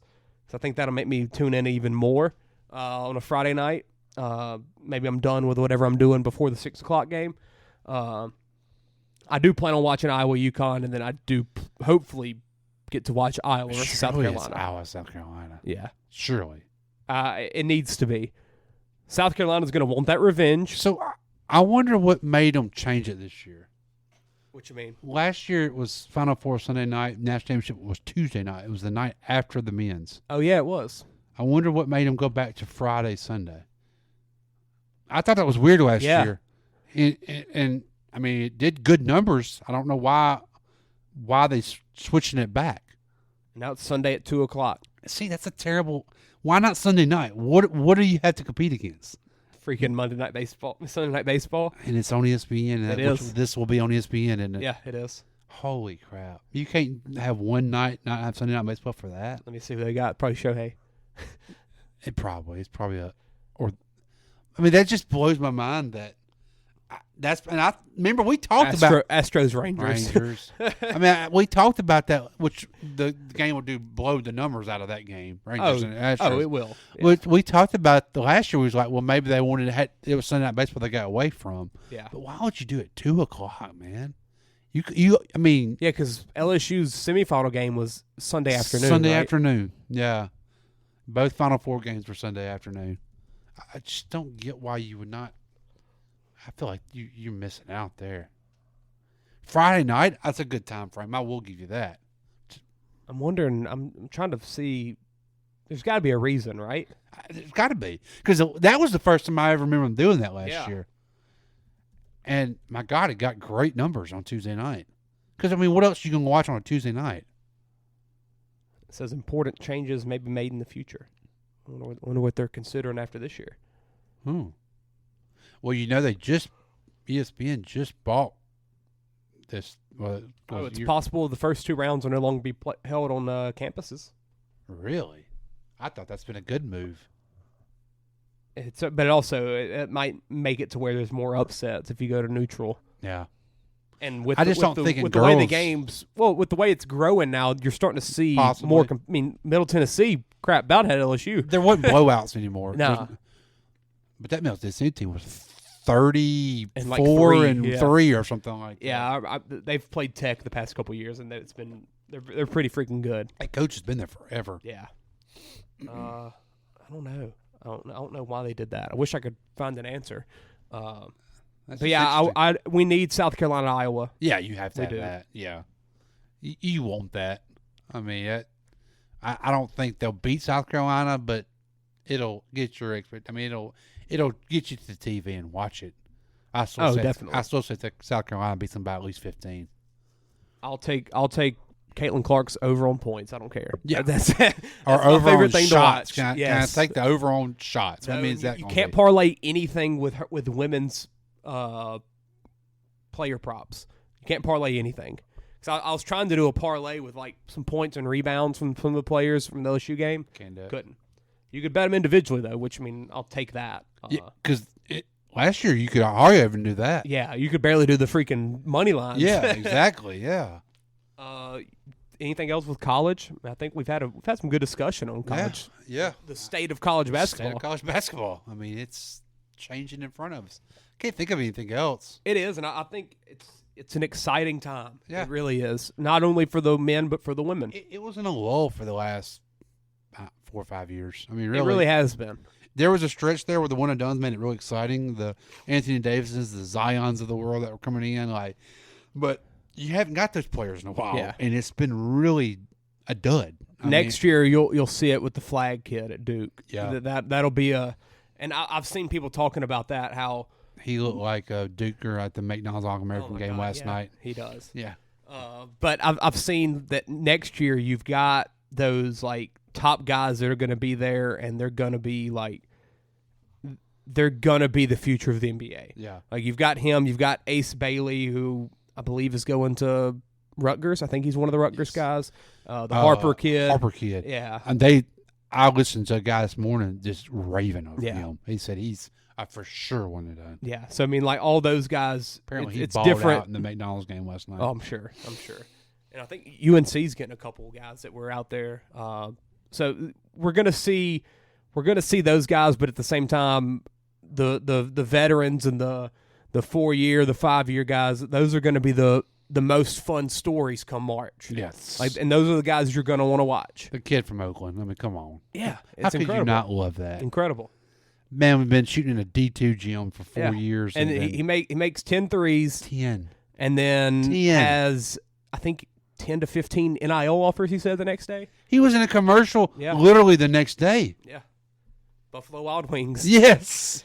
Unbelievable. He went to Barstool's office, and after they lost the NC State game the next weekend, he went and watched some of the games with them and stuff, and like did some shooting drills and stuff in the thing. And he talked about how like he honestly prefers to shoot threes with someone in his face as opposed to open. He says like he practices, like he set up the drill that he practices where it's like essentially like a chair or a dummy or something. And then he comes around a moving screen and has a coach get up in his face, and that's how he practices every shot. Wow. Like and it worked one night for him, and his life changed. Yeah. Like incredible. Because I mean the dude went from in a D2 school. And as Chance said, how did I not know about this guy that only shot threes? Yeah, literally only shot threes. You would think he would have been like the top name on the Oakland March Madness app. Like, yeah. No. He didn't even start. Like, third leading scorer, I think. Like you pull for guys like that because that dude grinded for 4 years. He's playing D2 ball. You get no notoriety. You get no TV. You get nothing. And he went to the gym. He works his butt off every day. And he had the one moment, and he shined, man. Yeah. Like that. That's what you like to see. And also, the other kid on their team, the Townsend, the big man. Yeah. I saw a TikTok of his story, which was freaking awesome. From that area, like the same city as the school, like went as like a freaking, I don't know how old he was, 5 maybe, when Oakland made the tournament back then, went to the tournament game, got to watch that, who the coach was still there, obviously, because he's been there like 40 years, and talked, like, he had pictures in his TikTok of, like, step-by-step of, like, hey, Dad, I want to go and play for Oakland. I want to do this. Oh, you didn't make the varsity team? Oh, and it goes, like, step-by-step of his high school career, and, like, you don't have any offers. Oh, you're going to walk on at Oakland.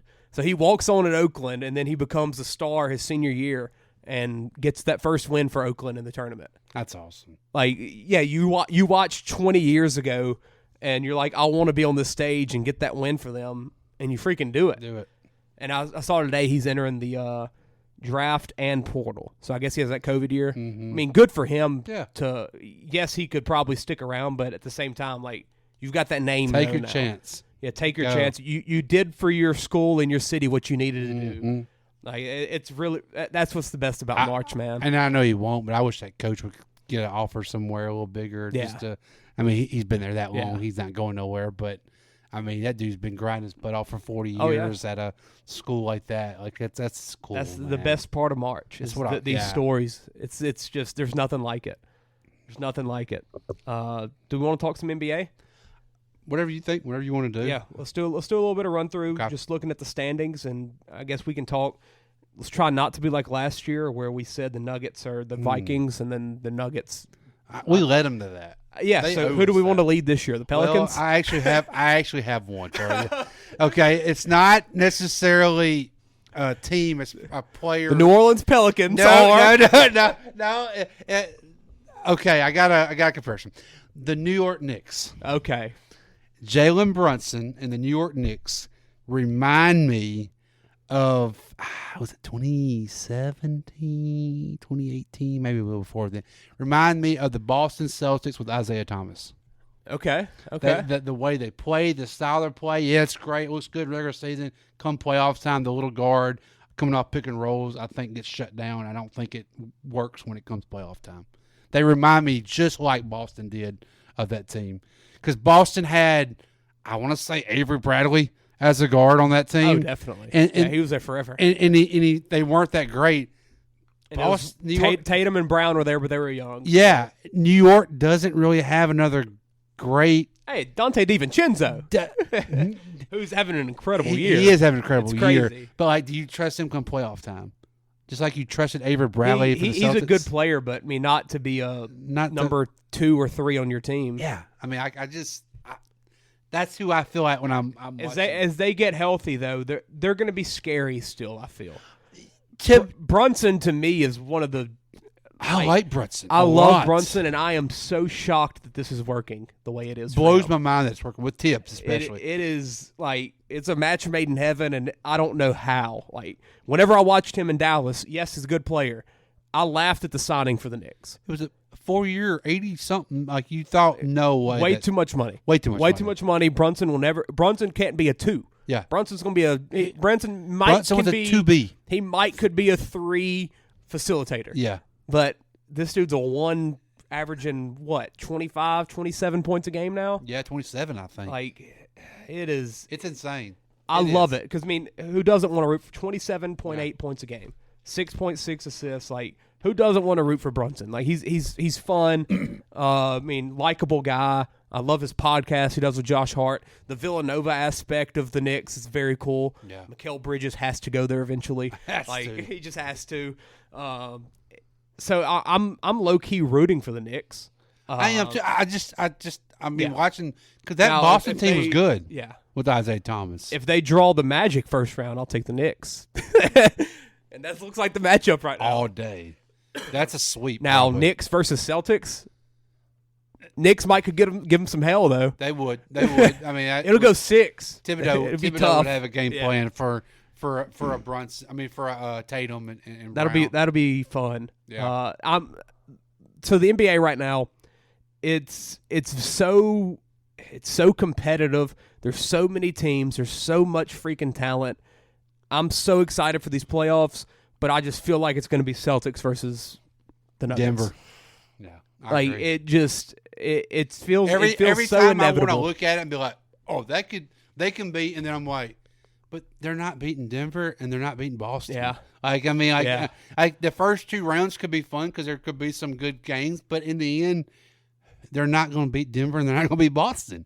I just don't see those 2 teams losing a 7-game series. I'll say it, and it's gonna. Hopefully, it doesn't happen. The Celtics are going to win the championship.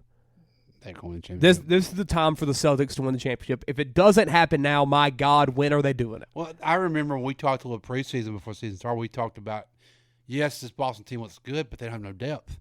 Hell, they got all kind of. They got players coming off the bench. That's Luke Cornett's the best bench player in the league. I mean, they got maybe the deepest team in the league. It's unbelievable. And I'm still shocked my boy that Drew. My boy Drew's there. My boy Drew. I bet on Derek White to be the 6th man of the year. He came off the bench. He was the shortest odds to be the 6th man of the year, and I took the bet because I'm like, he's gonna do it. Dude ain't stepped foot on the bench. He might be the best fist. I mean, he's one of the best starters in the league right now. I mean, it's unbelievable. Almost should have been an all-star. Yes. He was that good. Averaging 15 points a game, 4 rebounds, 5 assists, a steal, and a block. It's unbelievable. I should get a 6-man bet because of that. They should cash that. That's false advertisement by DraftKings. That was. Come on now. Yeah. That the way that the Celtics don't win the championship is Kristaps Porzingis gets hurt. Yeah. Or Kristaps Porzingis doesn't show up in the playoffs. Yeah, because they need him to be 20 points and 7 rebounds KP. They need that. They need him to be the Washington Wizards version. When he was Porzingis. And he's been incredible this year. Yeah. But if you look at right there, 53 games Washington played. Wizards, I'm sorry, Knicks. Yeah, he's at 17 games missed. Yeah. Shocker. We all knew this was going to happen.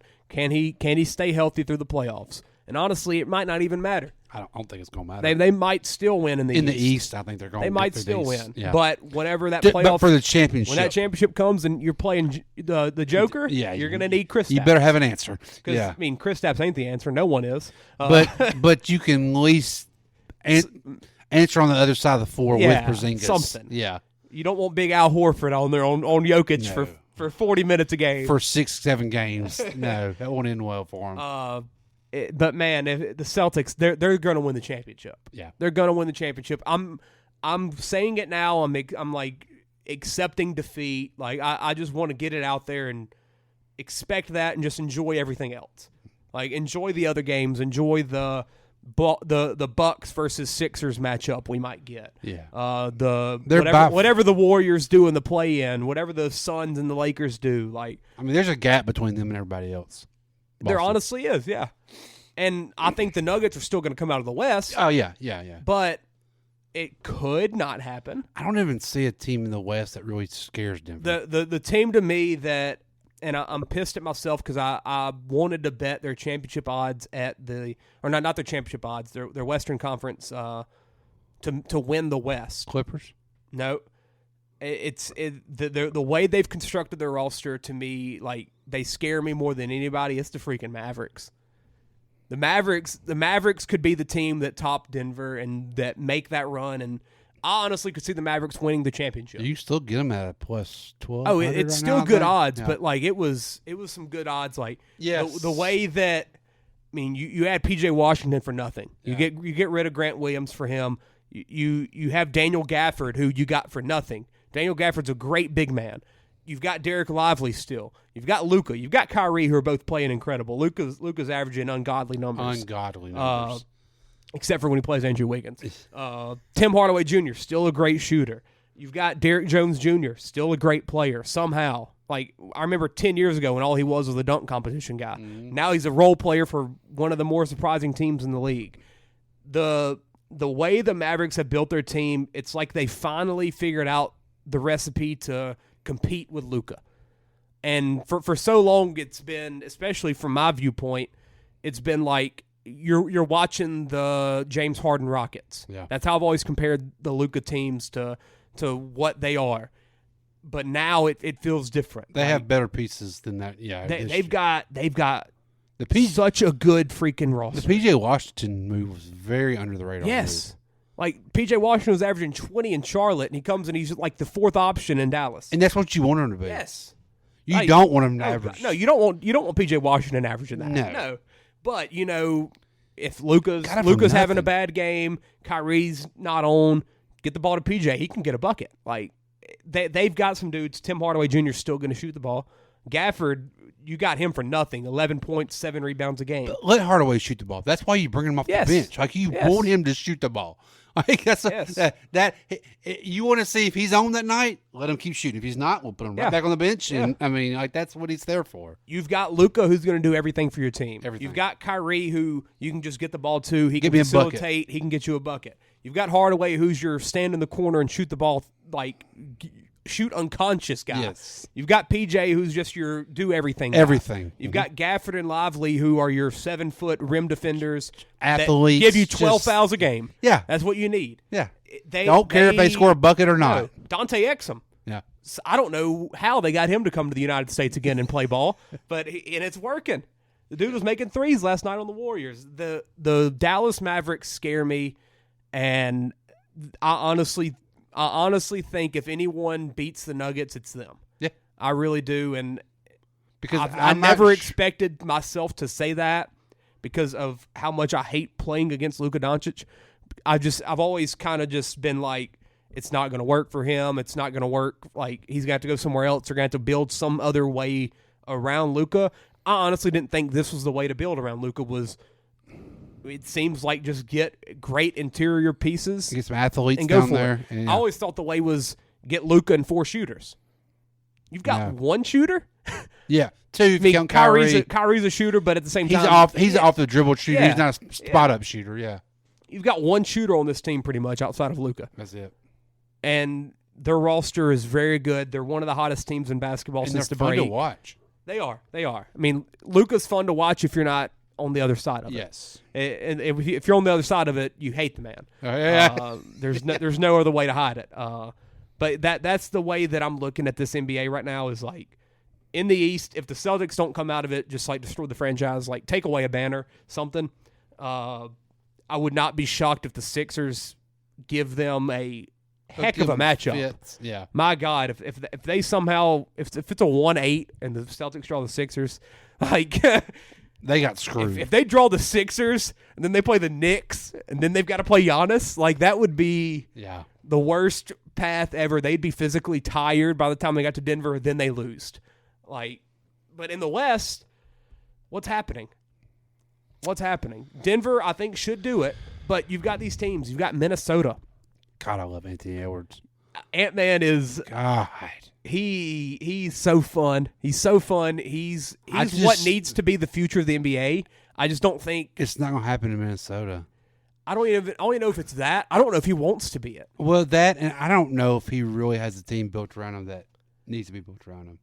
Now, that's an interesting point. I'm shocked. I would have never believed they would have won 52 games this year. No. I had them, I did like season predictions. I had them as a 6th seed, so I had them in the playoffs because I thought he was going to take this step, but I never thought it'd work with Gobert and Towns. No. Towns has been incredible. He's been hurt. I think he's going to be able to come back for the playoffs. I don't know that for sure, but I hope so. I haven't heard otherwise. Yeah, and then the Thunder. What do they do? They are. I think when SGA got nicked up for a little while, that was the best thing for Giddey. Yeah, I feel like Giddey's came out of nowhere. He's come out of all of a sudden playing phenomenal ball. He's been honestly worse and worse since his rookie year. Yeah, and now he's been great. I think that injury where he got Jalen Williams, man, how did he take this step that quickly to like he's a legit 2 in the NBA? Who does he remind you of? He does it all though. Like I don't even know a comparison. Is he kind of a Kawhi? Yeah, yeah. That's who I was thinking of. Yeah, because he's that good of a defender. Yes, and he doesn't have a flashy game.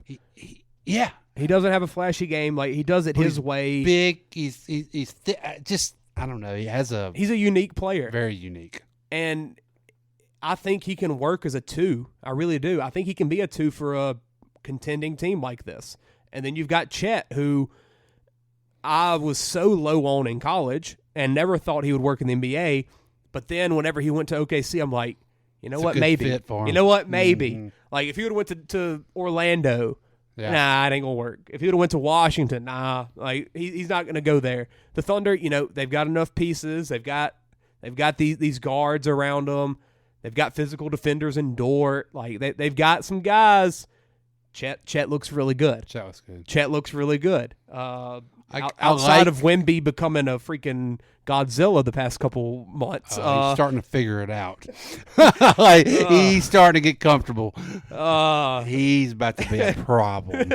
A problem. He already is. He almost had a quadruple double last night because of blocks. A problem. Yeah. Holy crap. Outside of Wemby becoming Godzilla, Chet's the rookie of the year. Yeah. Like Chet had it for months until Wemby figured it out and puts up 5x5s every game. Yeah, that's right. Yeah. But OKC, I like OKC. They're a year away still. I don't think they're going to do nothing come playoff time. They'll win a couple games and whatever. I don't. Now, if it falls as it did today, OKC versus the Pelicans would be a heck of a matchup. That would be two teams that no one expected to be there right now. That would be second round. 3 versus 6 would be round 1. I'm sure they're not 5 seed anymore. That's right. Yeah, that's right. Yeah, no, that'd be a heck of a round. I would not being a homer. I think the Pelicans would win that. You think so? I really do. I'll say this because I can't watch the Pelicans. I want to watch more Pelicans. Yeah. I haven't seen their team the past couple months. Like I saw them early in the year when we watched some games up here and stuff. Apparently, it's clicking. Herb Jones is a different player. Yeah, I've seen that. Unbelievable. Yeah. And the shot has become so much better. But no BI still. And he'll be back. But still, to me, what has been the thing for the Pelicans is, can they do it when Zion, BI, and CJ are all out there? Like, can they make it click? Can they make it work consistently? That's when it was good about a month ago or so when they were all together like that? All together, and it was clicking. And it's finally working. And Herb hits you the shots where they're not sagging on him anymore. Yeah. Like, then the lane is open up for Zion. Yeah. And it's been fun basketball to watch. I've enjoyed it. Are they finally – I think I've seen that they're finally going some Zion small ball fives. Yes. Whenever we interviewed Jake what was his name? Jake Madison. Madison, that's it. Whenever we interviewed him last year, I said, is that the way that you got to do it? You got to play him at the 5. You got to put BI at the 4 kind of with Herb and then just put some shooters out there. So what's that lineup they're doing? It's CJ, Herb, Trey, BI, and then Zion. Yeah. I mean, you've got it's 4 lanky, long defenders. And that all can shoot. Yeah. All can handle the ball. Like it's and I love when Zion brings the ball up the 4. Yeah. Him playing point guard is really fun to watch. It opens everything up. His passing's gotten really good. The game's starting to slow down for him. Game's starting to slow down a lot for him. You can tell, and it's just because he's finding to play consistently every night. Yeah, I mean, and it's becoming natural to him out there now.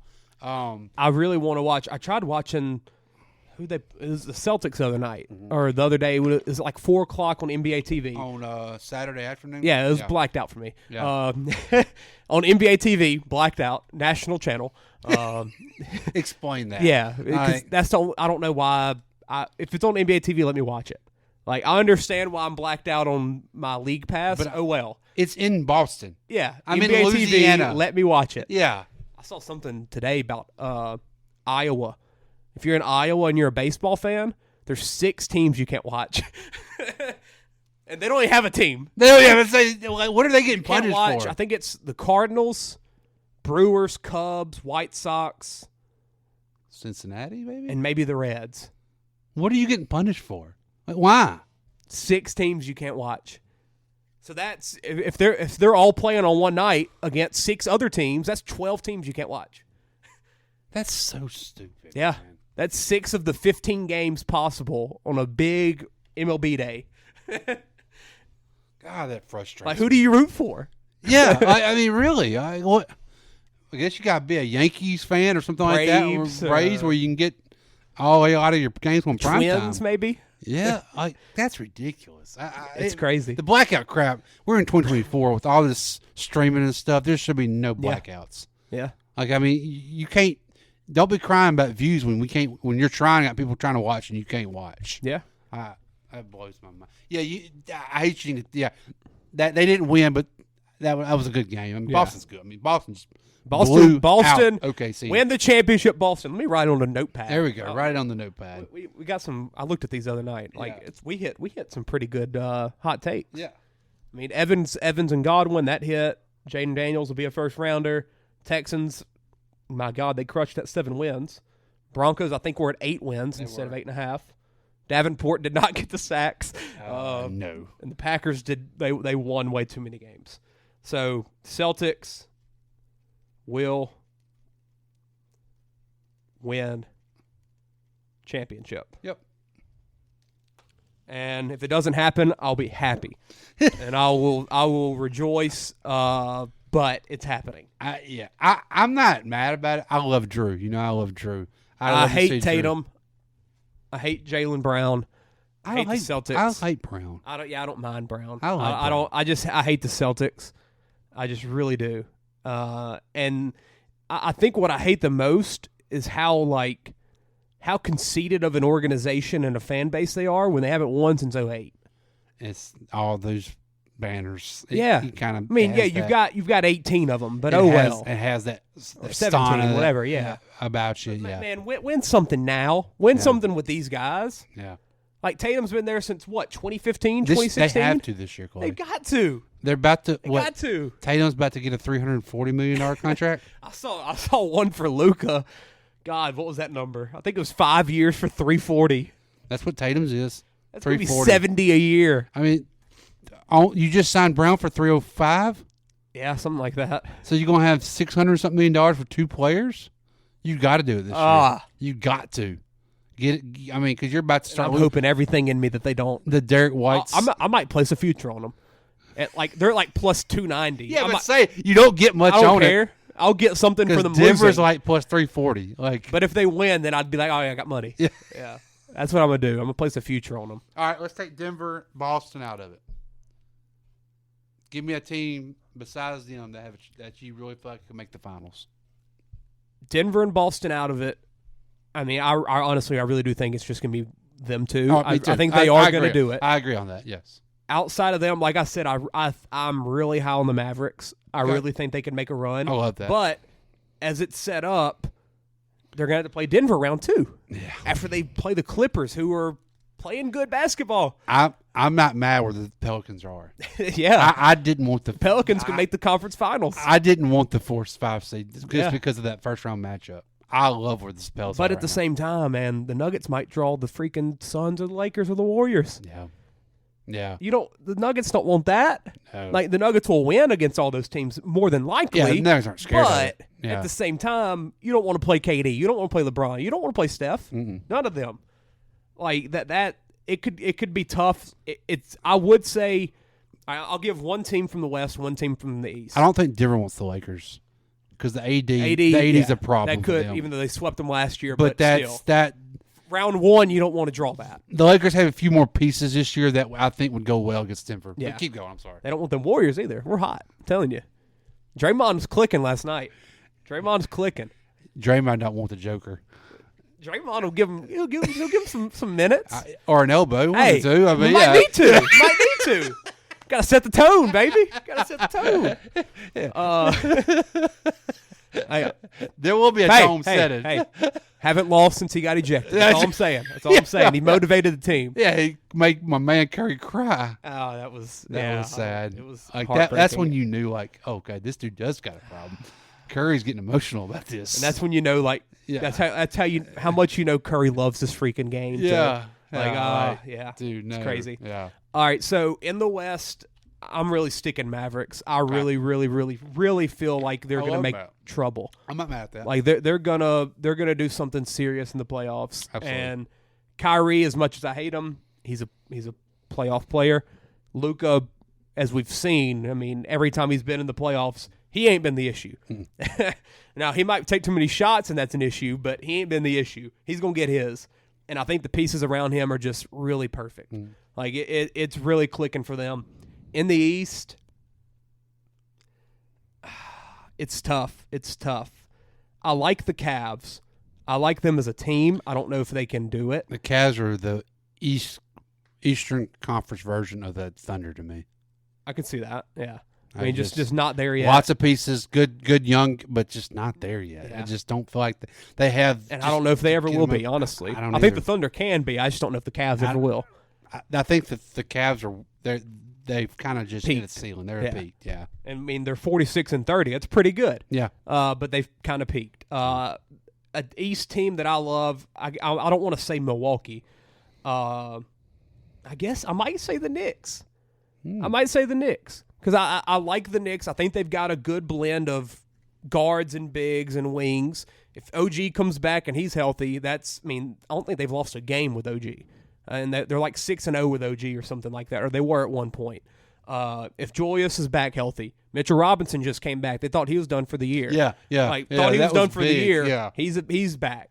They've got the guys. They've got Tibbs who will give a team hell every time he's on the court, especially in a 5 or 7 game series. Yeah. And now, will Tibbs ever win a championship? Probably not. Yeah. But will Tibbs maybe knock on the door, make the conference finals, and give the Celtics 7 games they don't want? That'll happen. So yeah, give me the 5 seeds right now, the Knicks and the Mavericks. If you're Boston and Denver, you're hoping they're not the 5 seeds because you don't want to draw that round 2 and then have to play 14 more games to win the next 2 series. Maybe like that would be rough. We're not going to have another Miami Heat run, are we? I don't think we'll get one from the Heat, but I think there's a play-in team in each side that could do it. Yeah, that could make not only the conference finals, but the finals. If he's healthy, don't sleep on Philadelphia. I know. If Embiid's healthy, don't sleep on Philly. Embiid looked good last night. He looked good last night. They beat the Thunder without Maxey. Don't sleep on Philly. Philly's the team, and then, man, how do you say no to the Suns, Lakers, and Warriors? Yeah. Like, you can't look at any of those teams and say they're not going to do it. And the Kings will not make the playoffs. They lost Kevin Huerter, and they lost Malik Monk for the year. Monk was incredible. He's been incredible. They're not going to make the playoffs. I might write that on a sticky note. They're not. They're done. They're probably not going to be the 8 seed. I think the Lakers or the Warriors jump them for the 8. So I think the Kings are going to be in the 9 and 10 when it's all said and done, and then they'll lose. But it's so insane, man, that we're not going to get one of the KD, LeBron, and a Steph team. Yeah. Like, how? How's the West that good? Yeah, I mean, it sucks because, this new playoff format is getting LeBron and Steph in it. Yeah. But right now, if this was 4 years ago, the Warriors are 3.5 or 3 games back still. Yeah, but you're putting out KD, you could have a 5-game series against a Denver. Yeah. Like if in the old format. Right now, nobody wants Houston in anyway. Say the playoffs started today. Warriors are the 10, Lakers 9, Suns 8, Kings 7. Suns beat the Kings. Man, the Lakers freaking lose to the Lakers beat the Warriors. Mm-hmm. Warriors are done. Would you not think that the Warriors could beat the Thunder and the Wolves right now? Yeah. The 2 and the 3 seed, and we think the 10 could beat them? Yeah.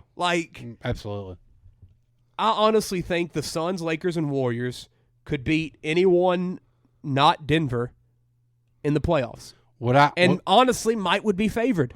I would be kind of high on Minnesota to make a little run if Ant had a better not Cat as number 2. Yeah, because Cat's number 2. I like Cat. I think he's a 3. He's grown on me more than I expected. Like I'm enjoying his game. I just don't know if come playoff time if you can trust him. Yeah, I trust Ant, and he's not even played in the. I trust Ant. Yeah, he's a dog. He is. He wants that moment. I just don't trust Cat. I every time you feel like I feel like I can. Okay, he's turned the corner. He's about to, and then he just lets me down. He worries me a lot, man. Yeah, but it's like it absolutely sucks as a Warriors fan, the situation that we're in. Like, yes, we did it to ourselves, but as I sent the graphic today, as of right now, we have a better win percentage than we did when we made the playoffs last year as a 6 seed. So we're statistically having a better year, and we're the 10 seed. And we've been fighting for our lives, and we more than likely won't make the playoffs. Crazy. Because as of right now, I find it hard to see that we get an 8 seed. Like, it's going to be hard to make up 3 games in the next 9 games. We can have, yeah. Yeah, the last day is when the Masters is. That Sunday's going to be the Masters and the final NBA day. Wow. Yeah, it's going to be crazy. But it's just, if we could get to the 8, I wouldn't be shocked if we could get 8, beat 7, beat 2 Minnesota, yeah, beat 3 Thunder or Pelicans, and go to the conference finals. And but that same pathway can be said about the Suns and the Lakers. Yeah. And I would not be shocked. Like honestly, I would not be shocked if whoever is that 7 seed is a favorite over the 2 in that series. Yeah. I mean, if it's the Wolves, if it's the Thunder, either one. Like, I kind of like where the Suns are sitting at because they're not getting talked about, and they're not getting all the pressure put on them. Yeah. And they got dudes that can score the ball. Playoff time. They absolutely do. Like, how are you going to go against KD and Devin Booker and Bradley Beal? Book just scored 52 last night, or 2 nights ago, and it was easy. Oh, yeah. Like, I mean. He finally broke his – had you seen his 3-point career high record that had been going on? No. He'd had like 9 games with 6 threes, and he never got above it. And he finally got to 8 the other night. Wow. Huh. And, yeah, you would have expected how many threes Devin Booker made in a game. Oh, my More gosh. than 6. More than 6, yeah. He finally did it, though. Huh. Even in his freaking 70-point game, yeah. I guess he had so many free throws. But yeah, man, the West is loaded. Like, And we shout just, out to Houston as well. Houston's, I mean, ever since Sengun went down, who's been their best player, they've been incredible. Like they've got something actually building down there. It actually feels like that. And we're seeing all this right now. 1 through 10, who's not going to be good next year? No, I mean, The Kings will. they're all going to be better. Will, have to take a step back, maybe. But they'll be healthier. I don't think. Yeah, they'll be healthier, and I don't think Houston will replace them. Houston's going to be better. They'll be better. Look down there, Memphis. Yeah, yeah. Ja's going to be back. Marcus Smart's going to be on that team. They're going to make a spot. They're going to make a playoff spot. Absolutely. Yeah. So who the crap's missing next year? Probably Pales when Zion gets injured. Let's be honest. Like, I hope not, but dude, it's just there's going to be 12 legit playoff teams next year because I think Houston's going to take another step, and I think Memphis is obviously going to be back. Houston needs to go get somebody in the offseason. Yeah, apparently they're like not satisfied and like are looking for that next piece. Okay. And might trade Sengun or Green to do it. Who would you trade them for? Though? I don't know. I don't know. You never know with the NBA, though. I mean, no, yeah. Just they could, one random Wednesday, they'll just pop up and be a 4-team trade. And yeah. And then you look in the freaking East, and the Bulls are making the play-in. Yeah. And the Hawks. Yeah. But the Bulls are even worse, though. Like, it's disappointing as a Warriors fan, man. We've got the same record as the 4 seed almost. And as the Orlando Magic. We'd be 3 games back of the Magic. Yeah. The Suns right now literally have the record of the Magic, and they're the 8 seed. 44-31. God. And they're going to have to draw maybe Denver. Dude, those bottom teams in the East are absolute garbage. Though. Yeah. I mean, that is Pistons, Wizards, and Hornets. Raptors traded their good stuff. Yeah, and the Nets don't know what they got. They got like 8 guys that are the same players. Yes. I mean, they're just terrible. And then also in the West, you got Wemby. But you next got year. Wemby, yeah. Which I hope that's another piece to add into the playoff picture, though. I hope the Spurs can go out and go get somebody. And honestly, it might not even matter. Like, Wemby's that good where he might just make it happen. If he starts taking over like he's doing the last Here's a fun months. game that's about to happen. Cavs Suns. Yeah. I mean, there's so much talent in the NBA. The next couple weeks are about to be a fun ride. It is. And the playoffs will be great. Yeah. It will be great.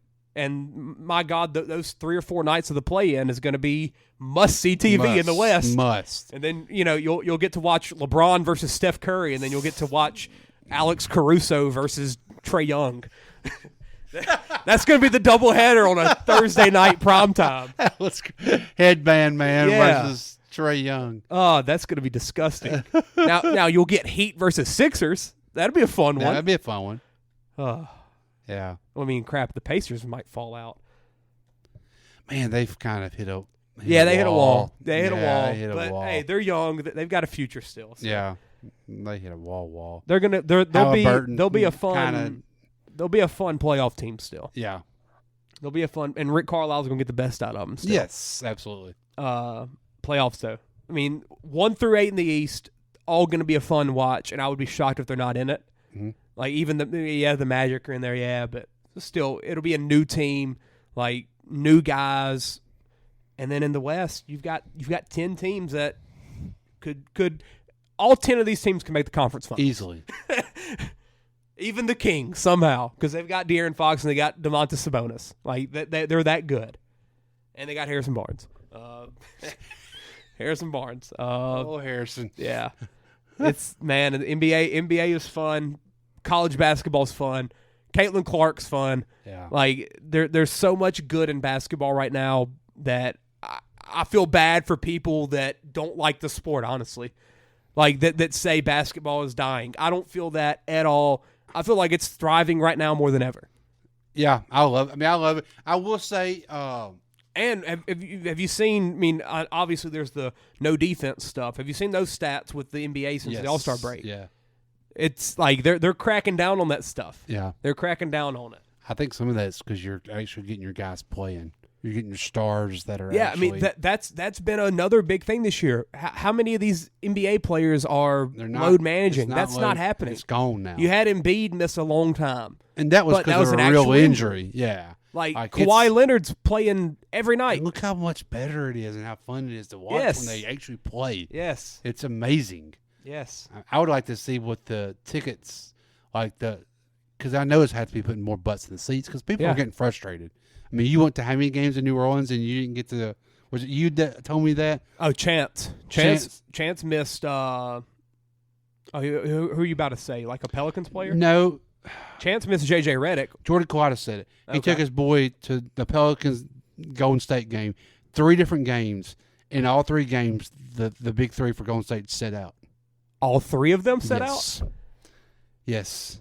In the last few years, yeah. Yeah, because we always come to New Orleans in April. Yeah. It's so weird. We're doing it again this year, I think. Yeah, he was. That makes sense. He was like, my boy wants to go watch him, and I've taken him, spending this money in all 3 games. They were. Now, when we were down there this year, Clay was out. Yeah. Clay and Kuminga were out. But the Steph and Steph's the show. Yeah. Yeah. My God, the people that were there for him. Yeah, I mean, that's. I mean, he wanted to go watch. His boy wanted to go watch Steph play. Absolutely.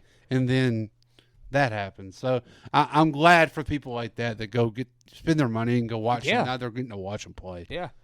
It's a great product right now.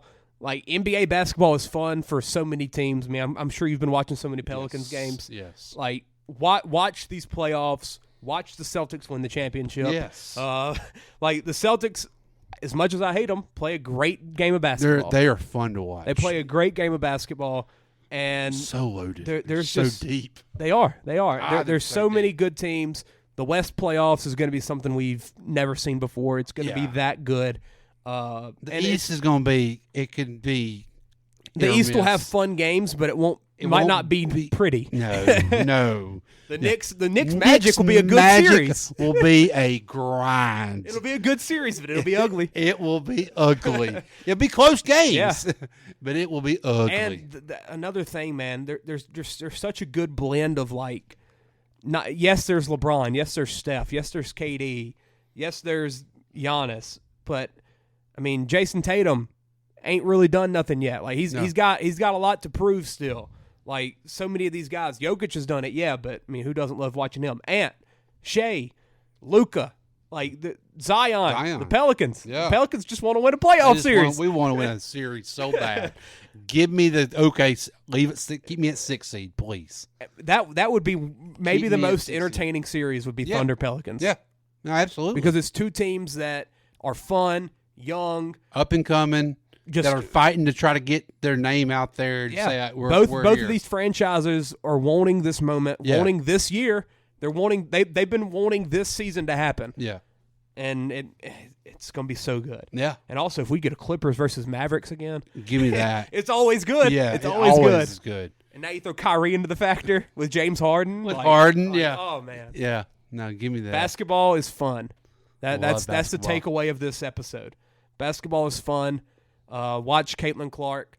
Watch UConn win whatever they're about to do against Alabama and Purdue. Watch Zach Edey shoot 70 free throws. Do you think Zach Edey's played in the NBA? Apparently, he's going to be a lottery pick. I mean, do you see that? To some extent, he's going to play. I can see him getting 15, 20 minutes off the bench somewhere. Yeah. I mean, the NBA is going back. I've actually seen him mock to the Pelicans. I'm not mad at that. Yeah. But, I mean, like, the NBA's turned. It's going back to big men. Definitely. I mean, there's big men all over the league now. I mean, I wouldn't mind throwing Edey at Jokic. Yeah. I mean. Might as well. Why not?